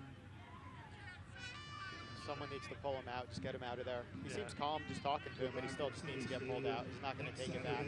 June the 9th to host our longtime rival, the Charles Not too sure who that yellow card was for. Kickers Fiesta. The Fiesta starts at 5:30. They're the first salsa music. Red Army still having fun. And craft beer on tap. And Fiesta tickets in trying to get a point advance. out of this one. And RichmondKickers.com. Kickers scored in the 54th minute. Luis Fernando, his first league goal of the season. Pittsburgh scoring twice in 6 minutes, shattering a near 300-minute rout. And then Umar, and he's gone. Straight red for Umar after he stepped on a Riverhound trying to play that ball. And Richmond now down to 10. Kickers number 17, Oscar Umar, has just been ejected. Kickers number 17, Umar, given a red card and has been ejected. Umar played that ball that Vanki Azili then volleyed away. Yeah, I'm not too sure what happened. I'd like to see a replay of the actual foul. It looked like he just went through the ball and stepped right on the ankle of Unless something happened off the ball.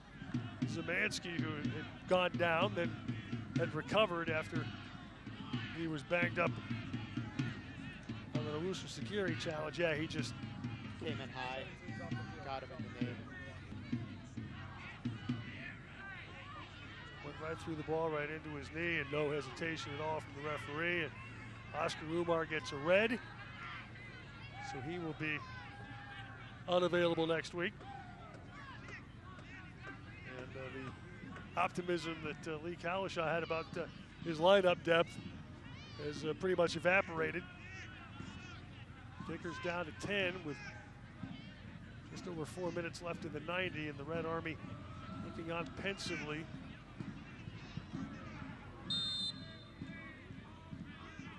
Rough couple of minutes for Ben Zemansky,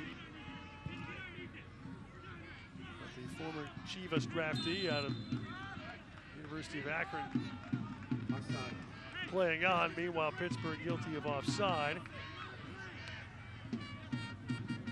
So it looked like Richmond trying to score a goal, get another point, and push Owusu and Luis Fernandez more forward. And they're almost playing with 3 up top, trying to see if they can generate some attack. They really haven't had a good chance in a while. And Lind will take his time redistributing this ball in the 88th minute with his club up 2-1.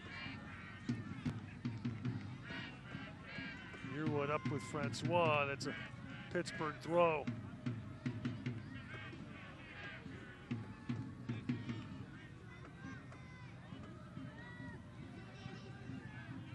Hoping to get Brett to just bury it in the corner, but that winds up a goal kick. So a little break there for Richmond, but running thin on time. Williams headed away by Vanki Azil. Forbes controls.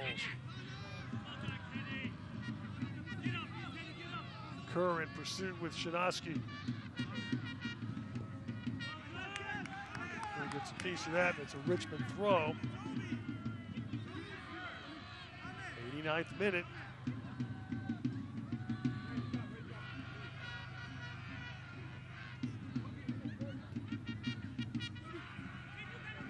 Osei-Wusu. Wusu Sakiri. Yearwood. Fernando. Zemansky breaks that up. Now Forbes.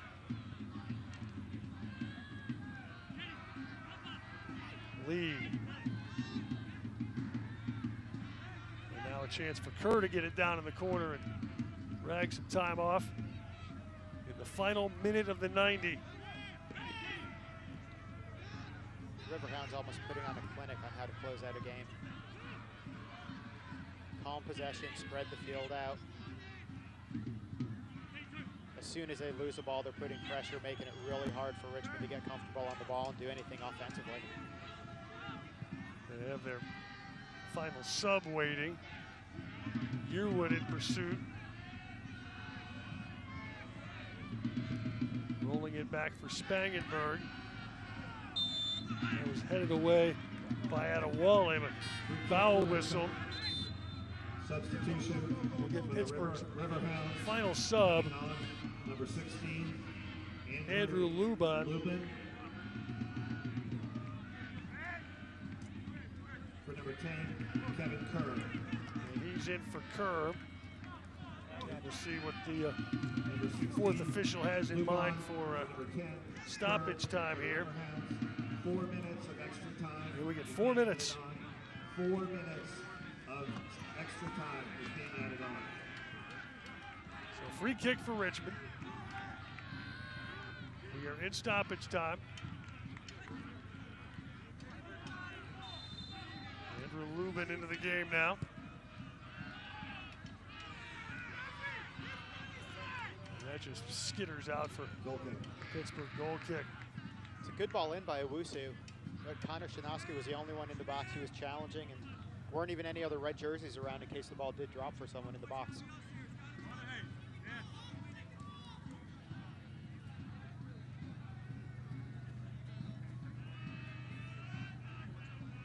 Two goals in a 6-minute span after Richmond grabbed a 1-0 lead. And Riverhounds trying to close this one out. Lubin getting his first touch. Then Lee plays it long. Spangenberg out to try to turn it the other way.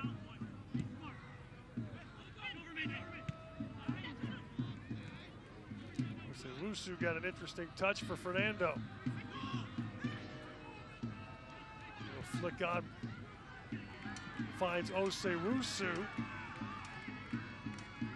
and he earns a corner off Dover. Coming up for Richmond. Kickers playing with 10. Oscar Umar sent off.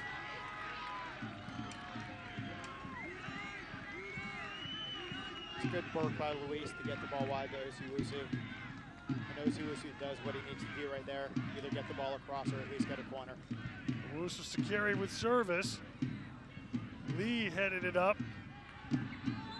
And Lynn unable to keep it in play. Pittsburgh's done a nice job of kind of stretching the byline tonight, but it got him that time. Yeah, and the center ref had to call that. The linesman didn't even put his flag up. Again, Wusu Sakiri. This time better service. Fernando on the end of it. Alex Lee. Miscommunication there. And the opportunity goes begging. About a minute 30 remaining of the 4 tacked on.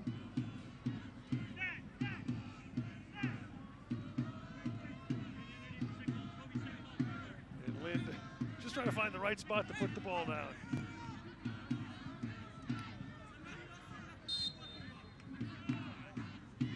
Surprised with how card happy this ref has been this game that he didn't show Mr. Lind the yellow for time wasting. Wusu Sakiri got a piece of that. Francois turned it forward. Now Lee. He made collision with Lubin. And it's a Richmond throw with maybe 30 seconds remaining. Murrah. Yearwood. Osewusu.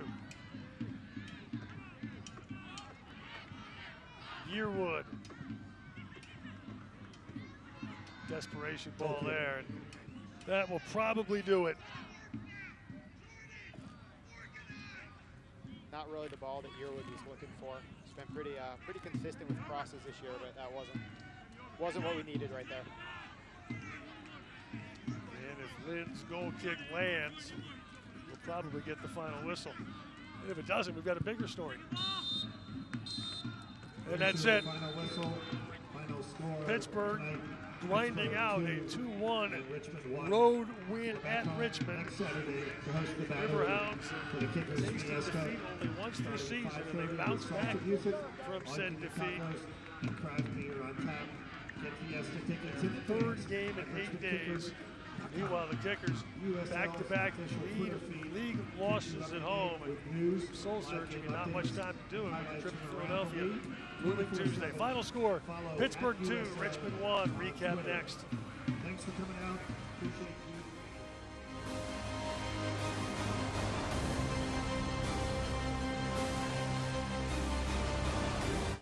Don't miss out. It's the final days of Nissan Now. Hurry in for big savings on road with ProPilot Assist that helps keep you centered in your lane. The technology of tomorrow, available today. This is your last chance to save on America's best-selling SUV and our entire lineup. It's time for an upgrade. Hurry in to Nissan Now. Exclusive offers and this event end April 2nd. Get 0% financing for up to 72 months on 13 models or save up to $10,500 on select models. Make time to escape to the coast and enjoy 60 miles of beautiful beaches and let the sound of the ocean's tide take you to your happy place. Now's the perfect time to book your spring getaway to Myrtle Beach, South Carolina. Besides, you deserve it. Seize your moment now and come, let go, and unwind on Myrtle Beach time. Let go and unwind on Myrtle Beach time.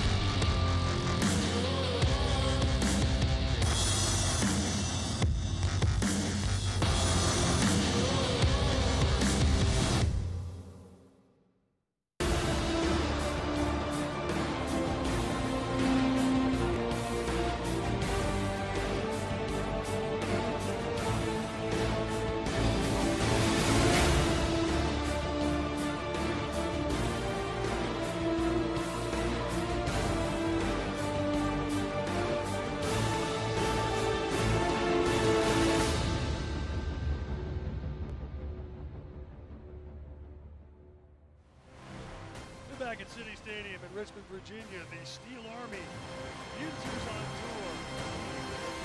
This one is the roadside pulls one out tonight, 2-1 over Richmond. Riverhounds were trailing 1-0 on a Luis Fernando goal in the 54th, but twice in a period of 6 minutes. Nico Brett with impact as a sub as Fernando got the scoring started. Yeah, it was a great counterattack by the kicker. It's a good ball in to Brian Shriver, who, again, his just experience and soccer smarts, knows exactly what to do with the ball before he even gets it, and Luis Fernando with a tap-in. But so often this year, Nico Brett has been involved for Pittsburgh, and right there scores his club-leading 6th of the year, and that leveled the match in the 73rd. It's a great ball back by Kevin Kerr. Finds himself wide open on the far post. Good cross. Kevin Kerr just puts it back in a dangerous spot, and Nico Brett does what he knows how to do really well. And Brett, who had come in just moments before, tied the game. Then Brett fed Parks minutes later, and there's Parks with the toe tap that turns out to be the game winner. Yeah, it's a great ball in behind, right over the outside shoulder of Mikael Williams, and Parks does a good job of kind of muscling him off the ball, and then all he's got to do is touch it into the net. Trevor Spangenberg really couldn't do anything about that one. And Parks with the strong celebratory skills as well. And the Riverhounds pull it out, much to the dismay of the Red Army. Yeah, Pittsburgh's a really good team. You know, they came in here, they had a game plan. Even though they fell behind early in the second half, they were the more dominant team. I think it was probably a well-deserved win. They kind of showed why they're one of the top teams in the league right now. And they'll get 2 weeks off to celebrate before they return home on June 16th. Meanwhile, the Kickers at Philadelphia for Open Cup play Tuesday evening, and then back here next Saturday night, and they will renew the longest running rivalry in professional soccer as they tangle with the Charleston Battery. Thanks to Mike Boyack and our crew here in Richmond tonight, braving the elements. We appreciate you joining us as well. For Ronnie Pascal, I'm John Emmett. Our final Pittsburgh 2, Richmond 1. Good night from City Stadium.